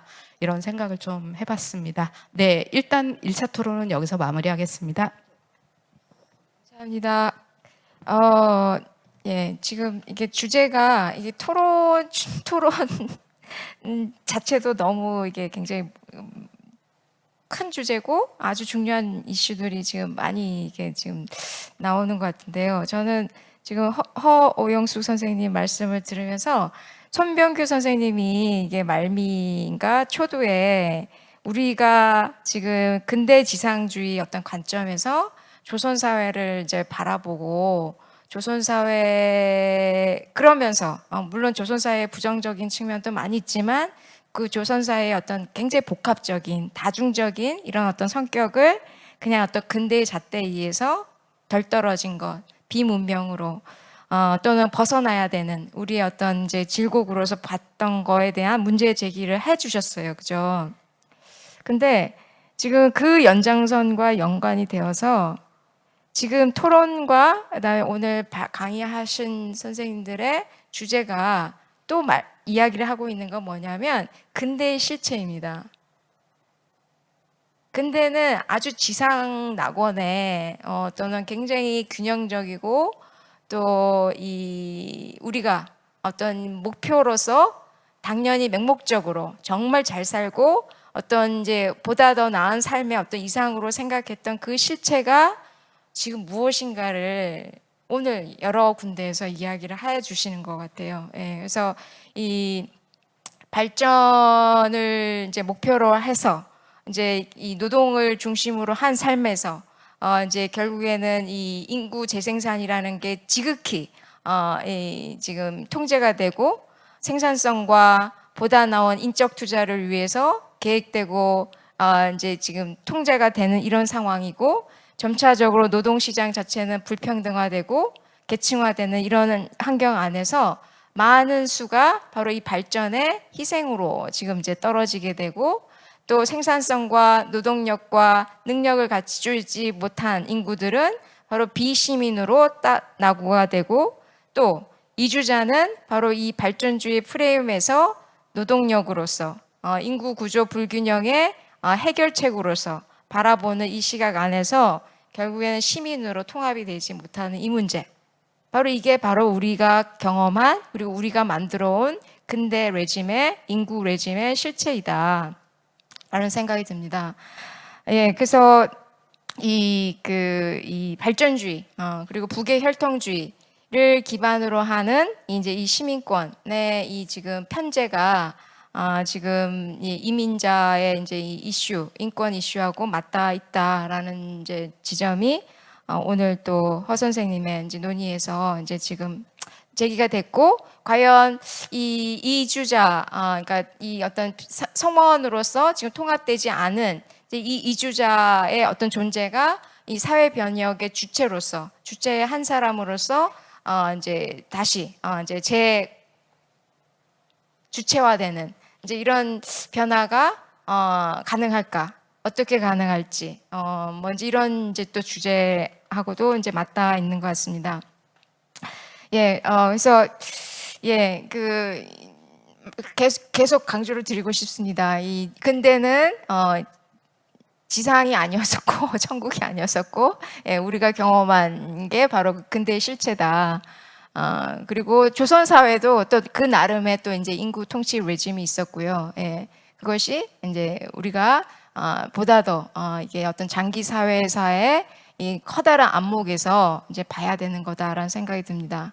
예, 그래서 예, 그래야지 미래에 대한 우리의 선택지도 좀 더 넓어지지 않을까라는 생각이 들어요.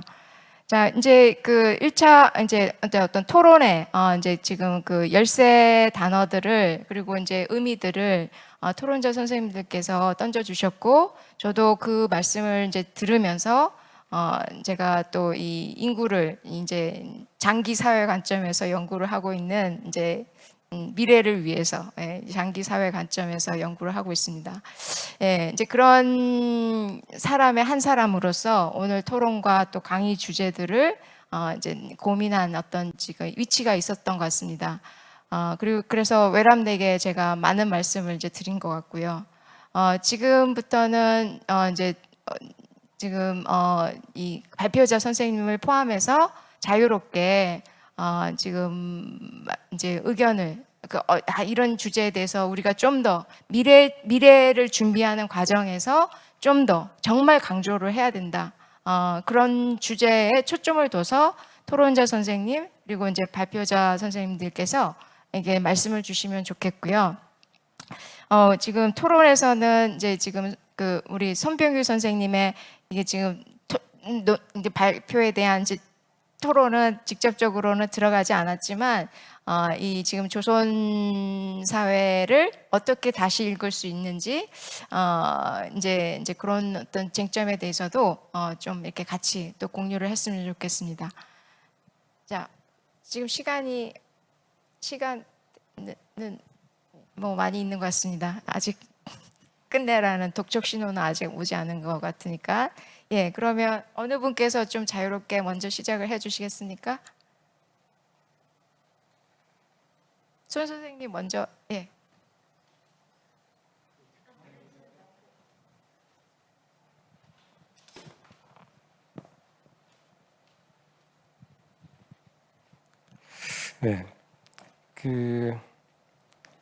이현주 선생님의 상생의 공동체 미래 노동력과 관련해서 해주신 말씀이나 그다음에 이미진 선생님이 경제발전 효율 패러다임의 전환 이라는 그 말씀을 들으면서 개인적인 얘기를 조금 하면은 저는 이제 사회경제사 역사학자인데 인구에 관심을 갖게 하고 그다음에 인구학의 교육을 10여 년 전이죠. 그때 인구학 하시는 선생님들 여러분들을 모시고 일정 기간 교육을 받은 적이 있습니다.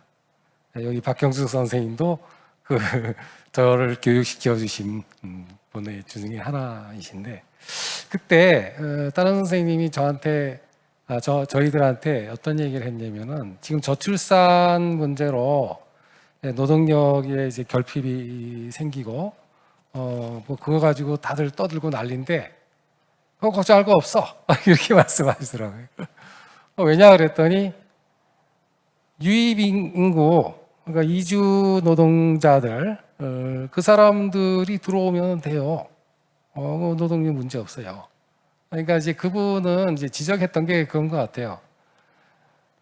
순수 한국 혈통이랄까? 한국 순수 혈통이라고 하는 그 민족주의적인 인식이 없으면은 된다. 이렇게 이제 극단적인 말씀을 해주셨는데, 그러니까 이제 상생을 어떻게 할 것인가가 이제 그때 얘기 화두였던 것 같아요. 그때부터.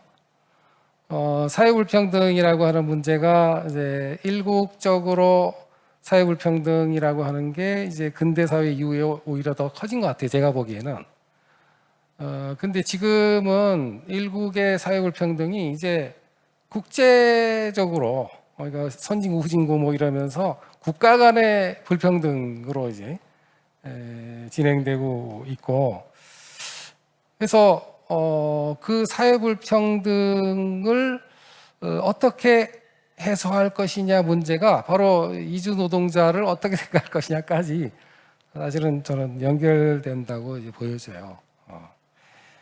근데 이제 최근에 제가 재미있는 그 사회학에서 사회조사하면서 나왔던 말인데 공동체 지향적 개인주의라고 하는 그런 개념이 있더라고요.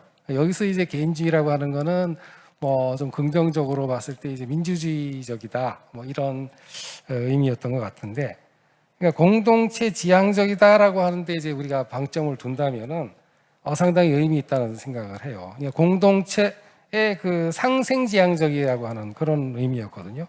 왜냐하면은 한국의 개인주의 역사는 오히려 상당히 오래되고 깊어요. 지금 그 토지 공개념 하는 게 중국도 있고 일본도 있어요. 근데 한국은 토지 공개념 안 됩니다, 이거. 죽어도 안 돼요. 토지 소유에 대한 어떤 강렬한 것들이 제도적인 측면에서 본다면은 사실 대동법부터예요. 그 이후로 개인에 대한 개인 사유에 대해서 세금을 이렇게 부과하는 것이 이제 일반화되면서 그 이전까지는 뭐였냐면은 호구에 부과를 해요. 이 호구에 부과한다는 거는 누진적인 거거든요. 그러니까 호가 경제적으로 이게 등급이 높으면은 세금을 더 내게 하는 그런 것이 호에 대한 인식이었거든요. 근데 그거를 정말 자본주의적으로 소득에 따라서 세금 매기는 식으로 토지 소유 면적에 대해서 이제 세금을 매기는 식으로 바뀌어가면서 오히려 서구적인 그 개인주의라고 하는 것이 토지 소유에 있어서는 한국 사회에 아주 그 서구적이다, 선진적이라 그럴까, 그거를 가지고 선진적이라 한다면은 그런 진행이 이제 되어 왔었거든요. 그러니까 한국 사회가 정말 그 물질 만능주의 지적하셨는데 정말 그 개인의 소유에 대한 인식이 남달리 강해요. 이 서구 사회보다도 강한 이제 그런 역사를 가지고 있는데 저는 오히려 이것을 그 상생 공동체 지향이라고 하는 것의 어떤 그 긍정적인 측면으로 볼 수 있다. 왜냐하면은 개인주의적인, 그러니까 개인주의가 이제 이기주의죠, 이게.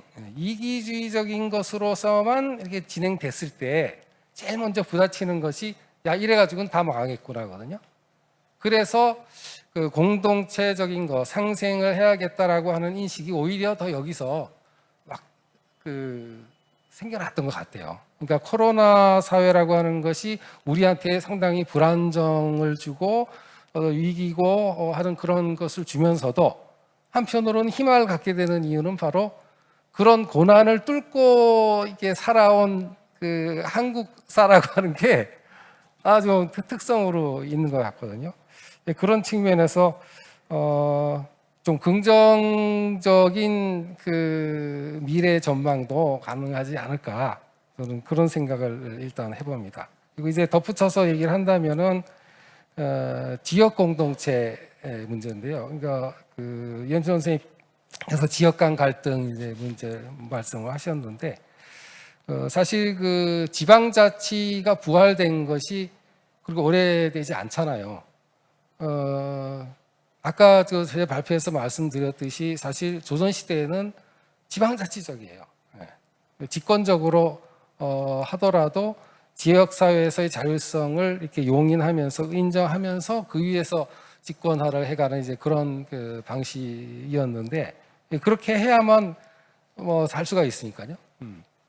그러니까 이제 그런 사회에서 이제 자치라고 하는 그 긍정적인 이면에는 사실은 지역 이기주의적인 갈등이 내부에 존재할 수밖에 없는 것이고 이제 거기에 대해서 중앙 정부가 어떻게 조정을 할 것인가가 항상 이제 고민되는 그런 문제였거든요. 그러니까 이렇게 그 지역 사회마다 어떤 차이, 그다음에 지역 간의 어떤 차별, 국가 간의 차별이라고 하는 것들을 어떤 식으로 이거를 조정해 나갈 수 있을 것이냐. 그거는 근본적으로는 어떻게 우리가 상생할 수 있을 것이냐. 라고 하는 고민에서부터 이게 나올 수 있는 것 같아요. 그리고 이제 그런 상생지향적인 역사는 우리가 오래되니까 너무 조선시대 미화하지 마세요.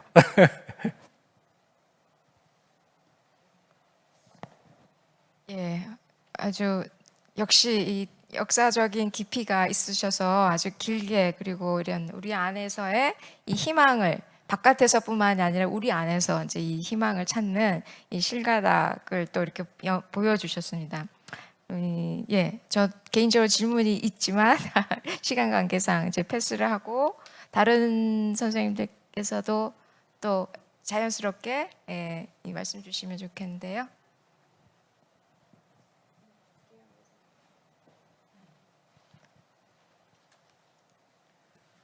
네, 오늘 그 토론자 선생님들의 때로는 격정에 넘치고 때로는 울분에 차 있기도 하고 때로는 또 희망을 얘기를 해주시기도 하는 그런 이제 토론을 들으면서 제가 정말 느낀 바가 너무 많았어요. 근데 아까 제가 왜 느낀 바가 많았냐면 아까 소연숙 선생님께서 이제 저희 발표해 주신 내용 중에 정말 우리가 몰랐던 인구 가족 계획에 되게 비참했던 역사들이 있지 않습니까? 국가가 굉장히 강압적으로 했던 가족 계획들, 가장 잔인한 형태의 가족 계획들이 있었을 때 그런 사례들 자체도 충격적이었지만 제가 정말 와닿았던 거는 이를테면은 정신박약자들에 대한 불임 수술을 하자는 그런 주장이 있었을 때 거기에 맞서는 주장이 있었다는 거예요. 그때 그렇게 하는 것은 우월한 사람만 사는 것은 사회가 아니고 우월한 사람과 열등한 사람이 같이 살아야 된다. 그렇게 하는 것은 인권 침해다. 그다음에 그런 정신박약자들의 그런 의학적인 정신박약이 유전된다는 의학적인 증거는 없다라고 하는 과학자들도 있었고요. 그런 이제 카톨릭의 목소리도 있었고요. 그 목소리들이 있었다는 게 저는 너무너무 감사하더라고요. 만약에 그분들이 없었으면 어땠을까라는 생각을 하면서 되게 그 목소리들이 정말 소중했구나라는 생각을 했습니다. 다시 또 오늘의 토론에서 나왔던 목소리들도 그런 목소리가 아닐까. 우리가 왜 다 잘 가고 있는데 승자들이 이렇게 찬란한 것들을 만들어내고 있는데 라고 했을 때 잠깐 그렇지 않고 더 들여다봐야 될 것들이 있고 우리가 더 다른 모습, 지금 비춰지지 않는 다른 모습들이 있다라는 것을 계속 일깨워주고 하는 목소리들이 있어서 너무 감사하다라는 생각을 했습니다. 그러면서 이제 저도 약간 그러면서도 우리가 좀 희망을 얘기해보자 이런 얘기들도 하시는 저도 그런 취지들이 있습니다. 이게 이제 사회학을 하다 보면 그런 고민이 있어요. 사회학을 자연과학하고 사회과학을 자연과학하고 분리시키는 가장 중요한 특징이 뭐냐면 사회는 정말 개념에 기반한 행동들을 하는 사람들에 의해서 만들어진다는 겁니다. 그래서 자기 실현적인 예언, 어떤 예언을 하고 그 예언에 기반해서 행동하는 사람들의 행동에 의해서 실제로는 근거가 없었던 예언이 실현이 될 수 있는 그런 세계가 이제 사회 세계죠. 그래서 자기 실현적인 예언이 작동하는 사회 안에서 이런 사회과학자들 아니면 우리 전문가들은 어떤 얘기를 해야 될까? 라는 생각을 많이 합니다. 그러면서 우리한테는 같이 우리가 정말 신라처럼 보이는 그런 희망들을 발굴하고 이것들을 공유하고 얘기할 그런 예언들을 키워낼 책임도 있는 것 아닌가 그런 생각도 해보는데요. 그런 희망을 얘기할 때 저희는 방향성을 명확하게 잡고 가는 것이 중요하다고 생각을 합니다. 근데 아까 저 방금 나왔던 얘기랑 이제 이어서 제가 얘기를 해보면 송 교수님 얘기를 이어서 얘기를 해보면 개인이 굉장히 또 중요한 오늘 주제였던 것 같아요. 그래서 그러니까 노년의 개인의 문제, 그다음에 청년 개인, 이주 여성의 개인, 이주자들의 개인 그 개인성의 문제는 사실은 개인의 독립, 개인의 자립, 개인의 자유 이것은 자연 상태에서는 보정되지 않는 것입니다. 자연 상태에서 인간은 굉장히 종속되어 있고 속박되어 있는 무기력한 존재이죠. 그런데 어떠한 특정한 사회적인 세팅과 사회적인 제도 속에서 그것들이 보장되고 모두에 의해서 보장되는 것이 보장될 때 그때 이제 개인은 자유로운 개인, 독립적인 개인으로 설 수 있는 건데 우리 사회는 여전히 많이 발전해 왔습니다만 여전히 그 개인이 독립하는 그 기반이 굉장히 부족한 것 같습니다. 여전히 개인의 독립은 가족에 매여 있는 것이죠. 가족을 벗어나 있는 사람, 혹은 가족과 거리가 있는 사람, 그다음에 그 사람들은 여전히 문제가 있는 것 같아요. 그래서 그게 이제 많은 분배의 문제를 낳는 것 같습니다. 노년이 불안하니까 내 노년은 또 챙겨야 되죠. 내 자식의 노년까지도 걱정을 해야 되다 보니 집을 사도 내 집도 사야 되지만 내 아들의 집도 내 딸의 집도 사야 됩니다. 굉장히 노년이 불안한 상황에서는 굉장히 그 분배의 불균형이 발생하기가 굉장히 쉽죠. 청년의 문제도 마찬가지입니다. 청년도 독립을 하고 싶지만 가족에 매여 있는 상태에서는 정말 충분한 독립이 이루어지지 못하고 있는 거거든요. 그래서 사회적인 안전망들이 지금 잘 갖춰져 있을 때 청년의 독립, 개인의 독립, 여성의 독립, 그다음에 노년의 독립들이 이루어질 수 있다고 생각하고, 그런데 우리는 그 개인들이 자립할 수 있도록 만드는 기반이 너무나 부족하구나. 시장에서 일할 능력이 없는 사람, 대우받을 수 없는 사람, 그다음에 가족이 없는 사람한테는 그들의 자립을 보장하는 안전망이 여전히 너무나 부족하구나 하는 생각을 하면서요. 결국 우리가 희망을 얘기를 하려면 이 자립하는 이 개인들을 어떻게 우리가 지원할 것인가 하는 대로 모아져야 되지 않을까. 다시 한번 사회적인 것들을 어떻게 우리가 만들자 하는 방향으로 좀 가야 되지 않을까 하는 생각도 해봅니다. 네, 아주 좋은 말씀이십니다. 예, 그다음 손 선생님 지금.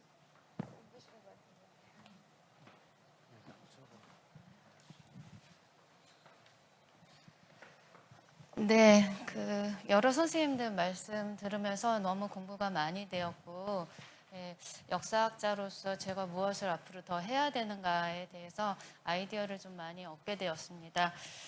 사실 한국의 이 저출산 문제에 대해서 많은 사람들이 좀 걱정하고 하지만 유발 하라리가 한국에 왔을 때 한국의 저출산 문제에 대해서 어떻게 생각하냐고 이렇게 기자가 질문하니까 한국에는 축복 아니냐 이런 얘기를 했어요.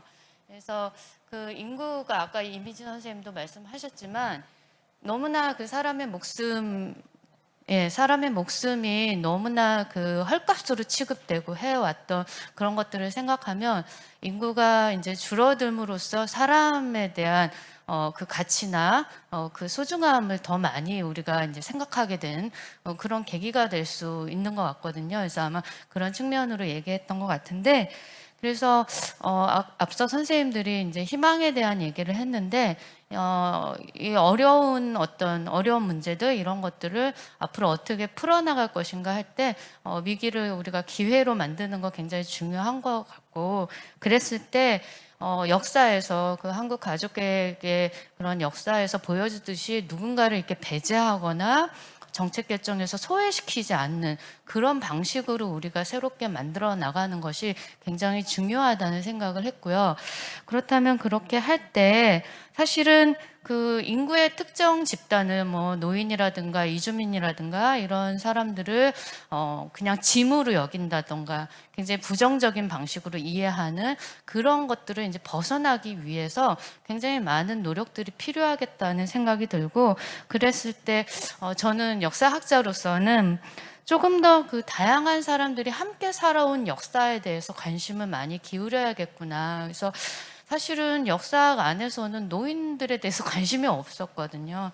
근데 여러 가지 얘기 나왔지만 사실 전통 사회에서 노인이라고 하는 존재는 정말 지혜를 가진 존재이고 존경심을 품어야 마땅한 그런 존재였다고 한다면 이 젊은이를 중심으로 한 이 근대에 오면서 이 노인에 대한 그런 존경심 같은 게 사라져버리고 그냥 짐으로 생각하게 되는 그런 사고방식들이 또 확산된 게 아닌가 이런 생각이 좀 듭니다. 그래서 그런 노인과 함께 살아온 역사, 그러니까 변화해온 그 역사를 좀 들여다봄으로써 우리가 현재의 우리 모습을 조금 다시 좀 살펴볼 수 있는 계기를 만든다던가, 혹은 이주민이라고 하는 존재가 갈등만 불러일으키는 존재가 아니라 정말 우리와 함께 삶으로써 우리 삶을 풍부하게 만들어져 온 그런 존재라고 하는 거를 조금 다시 한번 되새길 수 있는 그런 연구들이 필요하지 않는가 하는 생각들을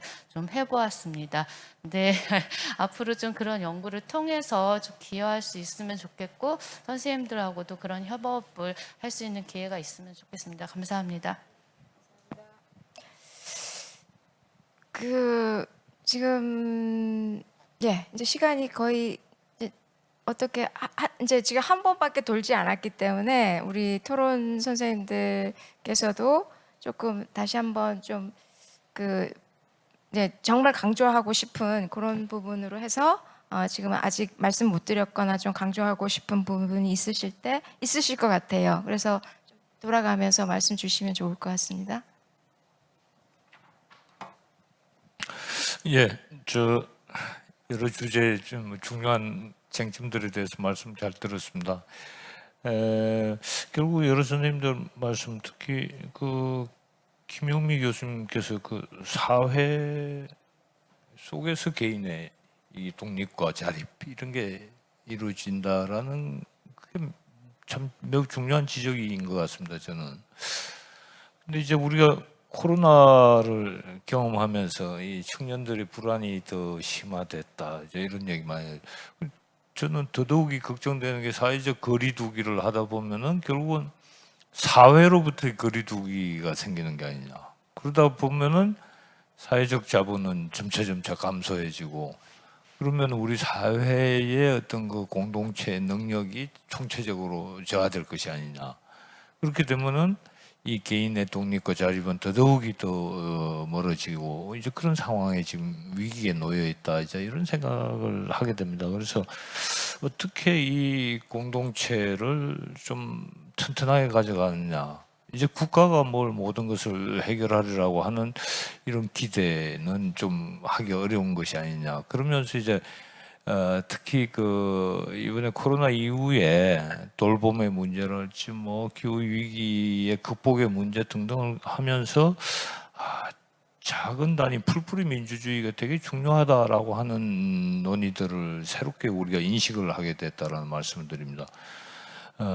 특히 이제 뭐 주민자치, 우리가 마을 공동체 이런 작은 단위의 이 상호 부조 시스템들을 새롭게 한번 생각해 봐야 되는 게 아니냐. 저는 이제 그러면서 이번에 코로나 극복도 잘 되는 지역들 보면은 뭐 그 커뮤니티 이 그 왜 뭐 마음 카페 이런 거 있지 않습니까? 그런 게 활발하게 움직이는 데는 매우 대처가 잘 된 것 같고 또 그렇지 않은 데는 상당히 애로를 겪은 뭐 피해가 많았던 그런 몇 군데 지역들을 확인한 바가 있는데 결국 우리 그 청년들이 겪는 이런 불안정이라고 불안심리 이런 것을 혼자서는 해결할 수 없는 것이지 않습니까? 이래서 이걸 사회, 지역 사회로부터 해결해야지 국가가 무슨 총체적으로 지금 당장 무슨 사회주의로 전환한다고 그 문제가 해결될 것도 아니잖아요.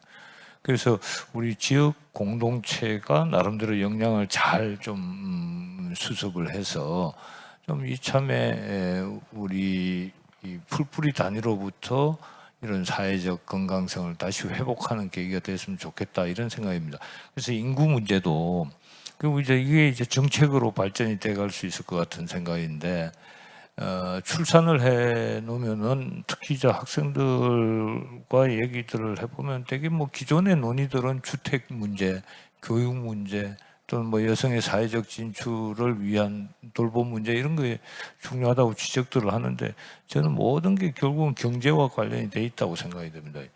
경제가 지금 해결되지 않는 이상은 저출산도 해결될 수가 없고 다양한 지금 그 이주인에 대한 차별, 뭐 청년의 불안정 이런 게 지속될 수밖에 없는데 이것이 어떻게 이제 사회적인 나름대로의 이 공동체를 위한 새로운 전환점. 그래서 이 위기가 하나의 통과 의식이 되면서 새로운 공동체의 뭐 이미진 교수님 말씀하셨듯이 패러다임을 새롭게 구축해서 그런 것이 새로운 노멀로 정착하면서 리세팅 될 수 있느냐 이런 것을 우리가 좀 고민들을 2차제 해야 되는 것이 아니냐 생각합니다.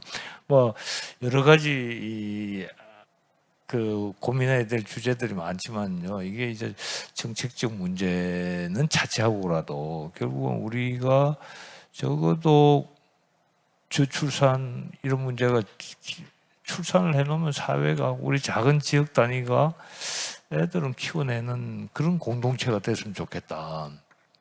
그게 국가적 정책이 아니고 그래서 이제 작은 협업 단위에서 고령자의 역할이 나오는 것이고 또 그러한 고령자와 또 청년의 역할들이 새롭게 이제 조직화되는 그런 뭐 계기를 우리가 한번 생각해보는 지금 모멘텀이 됐지 않냐 그런 생각이 듭니다. 감사합니다.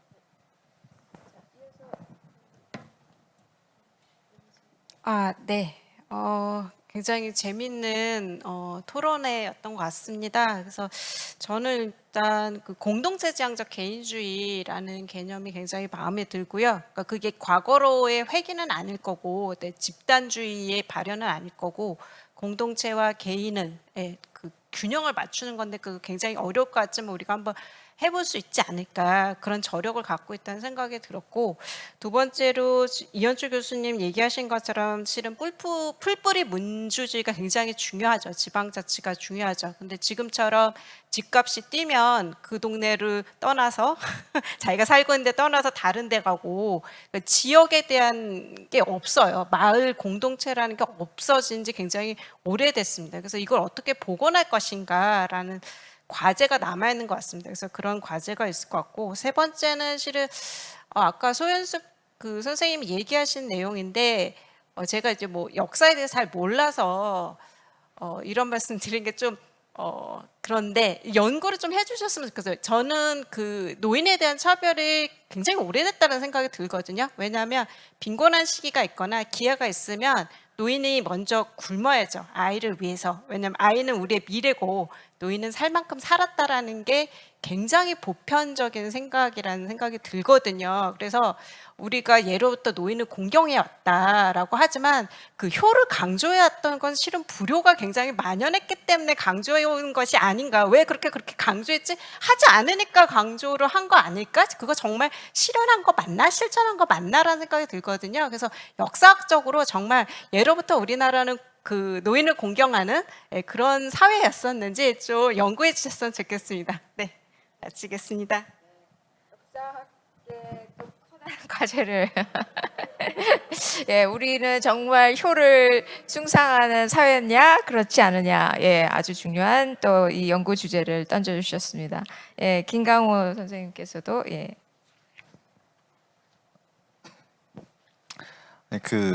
제가 지금은 청년위원 본부 정책팀장을 하고 있는데 예전에는 이제 경기도에도 저희가 지부가 있어요. 거기서 위원장으로 활동할 때 가장 많이 좀 들었던 질문 중에 하나가 인구 관련해서 질문 들었던 게 청년들 자꾸 어디 가는지 모르겠다, 왜 빠져나가는지 모르겠다 이런 질문들 좀 많이 받았었어요. 그래서 이게 저도 뭐 지금도 이제 답이 있는 건 아니지만 저희가 2015년쯤에 실태 조사를 한번 했던 게 뭐였냐면 왜 그 경기도 청년들은 자기가 거주하고 있는 어떤 지역 내에서 일자리를 찾지 않고 왜 서울로 나가냐 이런 걸 좀 조사해 본 적이 있었거든요. 그래서 이게 사실 저도 그때는 이제 좀 당사자였고 저도 의정부에 살다가 이제 서울로 출퇴근하고 이랬는데 근데 조사하면서 봤던 게 뭐였냐면 그러니까 경기도에서 서울로 가는 그 직장인들이 한 130만 명 정도가 된다고 하더라고요. 당시에 이게 뭐 더 증가했을지 아닐지 모르겠지만 당시엔 그랬는데 제가 생각했을 땐 되게 많은 인구였어요. 그래가지고 왜 그럴까 했는데 제일 첫 번째 이유는 임금 차이였거든요. 실제로 제 숫자에 좀 약하긴 한데 100만 원 정도의 임금 격차가 났던 거예요. 경기도 내가 뭐 제가 의정부에서 일을 하고 일자리를 찾으면 200만 원밖에 못 받는데 뭐 다른 데서는 300만 원을 똑같은 일을 하는데 받는 거죠. 그건 뭐 여러 가지 이유가 있겠죠. 뭐 기업 가치든 규모든 이런 것들이 있을 건데 어쨌든 결과적으로는 그런 차이들이 발생하고 그러니까 그 청년들이 좀 어떻게 그 삶을 살고 있었냐라고 했을 때 조금 극단적일 수는 있지만 출퇴근 거리가 그러니까 시간이 한 2시간 반 이렇게 넘어가는 거예요. 왕복으로.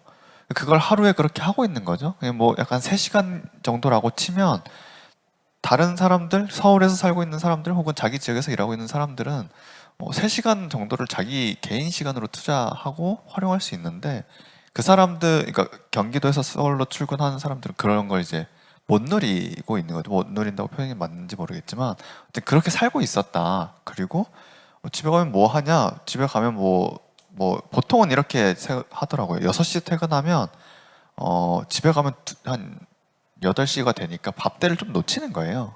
그러니까 밥 먹고 퇴근하는 거죠. 그러면 이제 집에 가면 한 9시, 10시.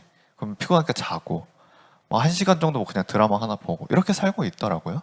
그래서 이게 어떤 약간 제가 이 얘기를 왜 꺼냈는지 정확히 기억나진 않지만 어쨌든 지역 간의 어떤 격차, 그리고 제가 이건 저희 조합원 중에서 들었던 얘기인데 뭐 예를 들어 경남 혹은 이제 뭐 공단들이 많은 지역에 있는 어떤 청년, 여성 청년이라고 하면 실제로 그 청년이 중고등학교에서 다 거기서 생활을 하고 이제 직장을 구할 때쯤 됐는데 사실은 어떤 공단밖에 없는 거죠. 실제로 어떤 몸을 써야 되고 생산직 일을 해야 되는.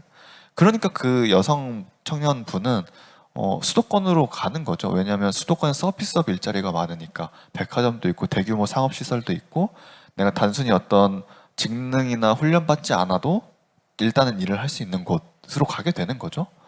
그러니까 이게 사실은 그 맥락에서는 코로나 터져서 이제 되면 그런 일자리들 사라지면서 타격이 되게 컸었거든요. 20대 여성 청년들이.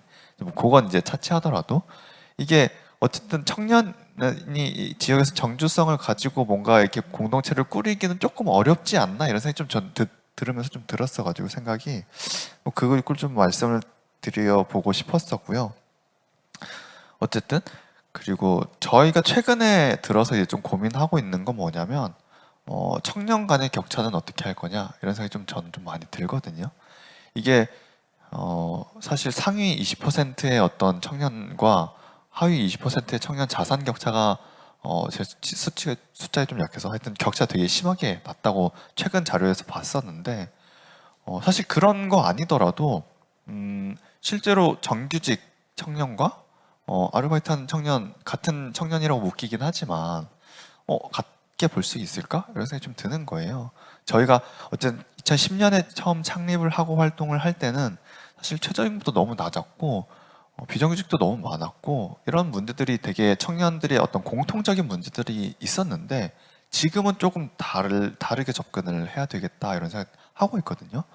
아까 제가 프리랜서를 잠깐 말씀드렸지만 1년 차 되는 프리랜서는 좀 극단적으로 예를 들면 100만 원을 못 벌 수도 있어요. 실제로 연간 소득이 100만 원이 안 될 수도 있고 근데 한 5, 6년 차, 7년 차 된 사람은 뭐 많으면 1억을 버는 거죠. 이런 청년들을 어떻게 바라보고 이런 현상들 어떻게 바라볼 건지를 좀 더 저희도 고민을 해야 되고 좀 더 분석과 연구가 필요하지 않을까 이런 생각 좀 저는 좀 많이 하고 있고요. 그리고 저는 아까 그 선생님께서 말씀하신 것처럼 어떤 노인을 문제로 대상화한다 뭐 이렇게 말씀해 주셨던 게 좀 기억에 남는데 사실은 청년도 비슷한 맥락이 좀 있었거든요. 그래서 저희가 막 청년 정책 열심히 만들고 이랬을 때 너네가 더 열심히 그냥 나가서 일하고 이러면 되는 거 아니냐 알아서 해봐라 이렇게 뭐 패기가 없냐 뭐 이런 얘기 되게 많이 했었거든요. 뭐 지금은 이제 그런 분들 좀 많이 뭐 이렇게 좀 이제 드러내지는 않으시지만 그때 저희가 했던 어떤 슬로건 혹은 어떤 문장이 뭐였냐면 사실은 청년을 문제 대상으로 바라볼 게 아니라 문제를 해결할 수 있는 주체로서 바라봐야 된다. 그리고 그러면서 어떤 문제의 해결 방법들을 좀 찾아볼 수 있지 않겠냐 이런 얘기들을 좀 많이 했었거든요. 그래서 조금 뭐 연관 지어 보면 저는 공동체도 그런 식으로 좀 접근을 할 필요가 있지 않을까 이런 생각을 좀 들으면서 말씀해 주신 거 들으면서 좀 생각했습니다. 이상입니다.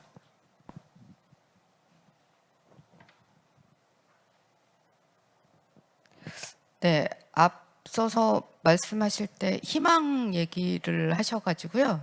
저는 희망이 되도록 기획하는 것이지 미래가 그냥 희망이 오지는 않는다. 그래서 희망을 만들기 위해서 어떻게 기획할 것인가가 훨씬 중요하지 않을까 그런 생각을 했고요. 그러기 위해서 저는 예를 들어서 그 돌봄과 관련된 것이 여성 노동으로 집중되어 있는 지금 현재의 가족 내 민주주의 문제라든지 사회적 돌봄에 대한 논의를 하지 않고 그 저출산 고령화 문제를 전혀 해결할 수 없다라는 생각이 듭니다.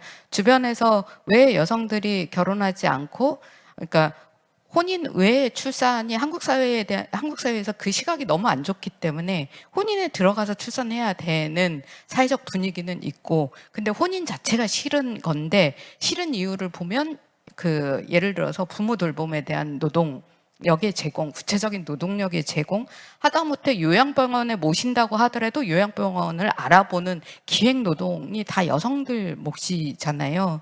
저는 코로나 터지면서 특히 아이들 온라인 계약하고 하면서 그 돌봄 욕구가 굉장히 사회적으로 폭발했을 때 이주민 학부모들은 훨씬 더 어려움을 경험할 수 있는데 그럴 가능성이 훨씬 높죠. 근데 그럴 때 저는 국제결혼 가족, 이렇게 한국인과 외국인이 결합한 가족, 우리 사회에서 다문화 가족이라고 부르는 가족 내에서 딱 한 명만 외국인이고 나머지 다 한국인인데 그 여성이 어머니라는 이유로 왜 그 여성이 그 노동을 해야지?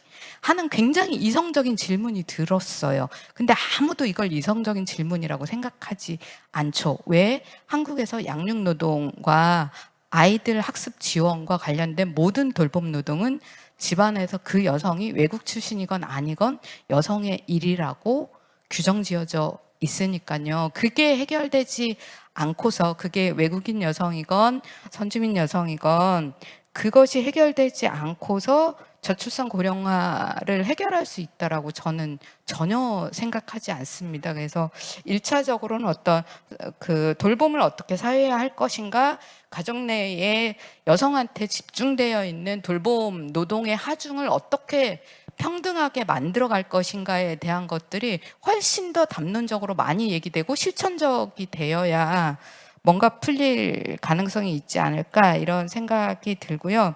아까 제가 첫 번째 토론 때 말씀드렸지만 어떤 사회의 인구를 누계할 때 중요한 거는 인구를 몇 명인지 확인하고 이런 이유가 그 기본 예를 들어서 사회적 인프라를 구축하려고 할 때 몇 명이 이용할 거니까 어떻게 설계하고 이런 기본이 될 수 있잖아요. 근데 외국인 인구를 포함하느냐 하지 않느냐가 굉장히 중요하죠. 그 지역 사회에 예를 들어서 학교가 몇 개가 필요하고 주택 공급은 얼마나 해야 되는데 외국인 인구는 빠져 있고 그냥 한국 국적자 인구만 한다라고 하면 그 인프라랑 계획한 거랑 안 맞을 거 아니에요. 그래서 지금처럼 분리되어 있는 시스템을 어떻게 이주 배경 인구를 통합적으로 가면서 정책을 세세한 곳에서부터 세울 것인가에 대해서 굉장히 적극적으로 반영을 해야 된다 이런 생각이 들고요. 또 하나는 저는 특히 수도권으로 인구 집중이 굉장히 문제가 되고 있는데 한편으로 이제 이게 지방의 그 노동력 감소하고 또 함께 일어나고 있는데요. 그래서 지금 지역의 많은 그 육체노동 3D 업종의 이런 것들을 이제 이주 노동자들이 채우고 있는데요. 한국에 지금 이주 노동자로 유입되고 있는 이제 합법적인 통로로 고용허가제라고 하는 노동력 유입 정책이 있는데요. 그렇게 들어오는 인구가 30만 정도 됩니다. 지금 결혼 이주민 숫자하고 거의 맞먹거든요. 근데 이 외국인 노동력 정책에서 가족 결합이 금지되어 있습니다. 근데 이제 젊은 노동력을 원하기 때문에 다 이 노동력 20대부터 보통 40대까지입니다. 그래서 그 사람이 결혼을 했건 안 했건 가족 결합이 전부 금지가 되어 있습니다. 사실 그래서 저는 우리가 혈통주의에 대해서 조금 더 적극적으로 논의한다라고 하면 어떤 지금 인구 소멸이 얘기되고 있는 곳에서 특히 농촌 노동력, 아까도 말씀드렸지만 우리 밥상에 올라오는 거의 모든 농산물을 외국인 노동력들이 이미 한 지 꽤 됐고 그거를 공동화를 막기 위한 어떤 거로서 이주 노동자들의 가족 결합권이나 이런 것들이 국제적으로도 이미 많은 국가에서 또 수용하고 있고 이주 노동자에 대한 그런 부분들을 조금 적극적으로 검토해야 되지 않을까 그런 생각을 조금 했습니다. 그래서 그런 것들이 같이 배치돼야 우리가 미래를 희망으로 기획할 수가 있지, 그냥 단순히 희망이 저절로 오지는 않을 것 같다라는 생각이었습니다. 네. 이번 우리 이걸 뭐라고 그래야 되나요? 콜로키움이라고 해야 되나? 세미나라고. 예? 예, 학술대. 그래서 학술대는 이 정말 아주 이상적으로 이게 지금 운영이 된 것 같습니다. 그래서 발표도 좋았고 토론도 아주 이게 지금 진지한, 예, 그리고 좀 시간적으로 이렇게 배려를 주셔서 이게 또 깊은 대화가 오고 갔던 것 같아요.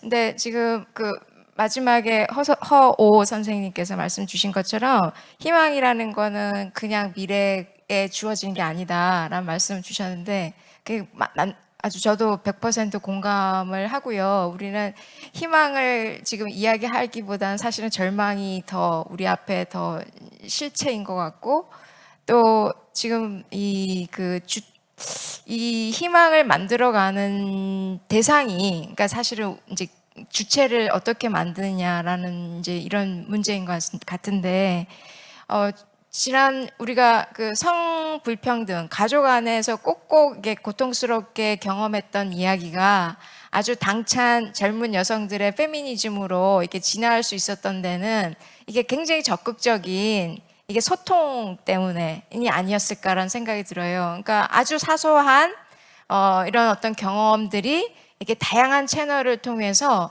이렇게 이야기되고 소통되는 것 자체가 사실은 커다란 지금 변화를 이끄는 힘이다. 그래서 오늘 말씀 주셨던 이 작은 이야기들이 좀 더 이렇게 메인 부대로 이렇게 메인화시키는, 주류화되는 이제 이런 채널이 훨씬 더 이렇게 활성화된다고 한다면 그것이 아마 정책에도 반영이 되고 이제 사회 변화에도 또 크게 기여하지 않을까라는 이제 희망을 갖고 싶습니다. 예, 이로써 딱 이제 5분이 됐습니다. 그래서 폐회를 선언하도록 하겠습니다. 장시간 참여해 주셔서 감사드립니다.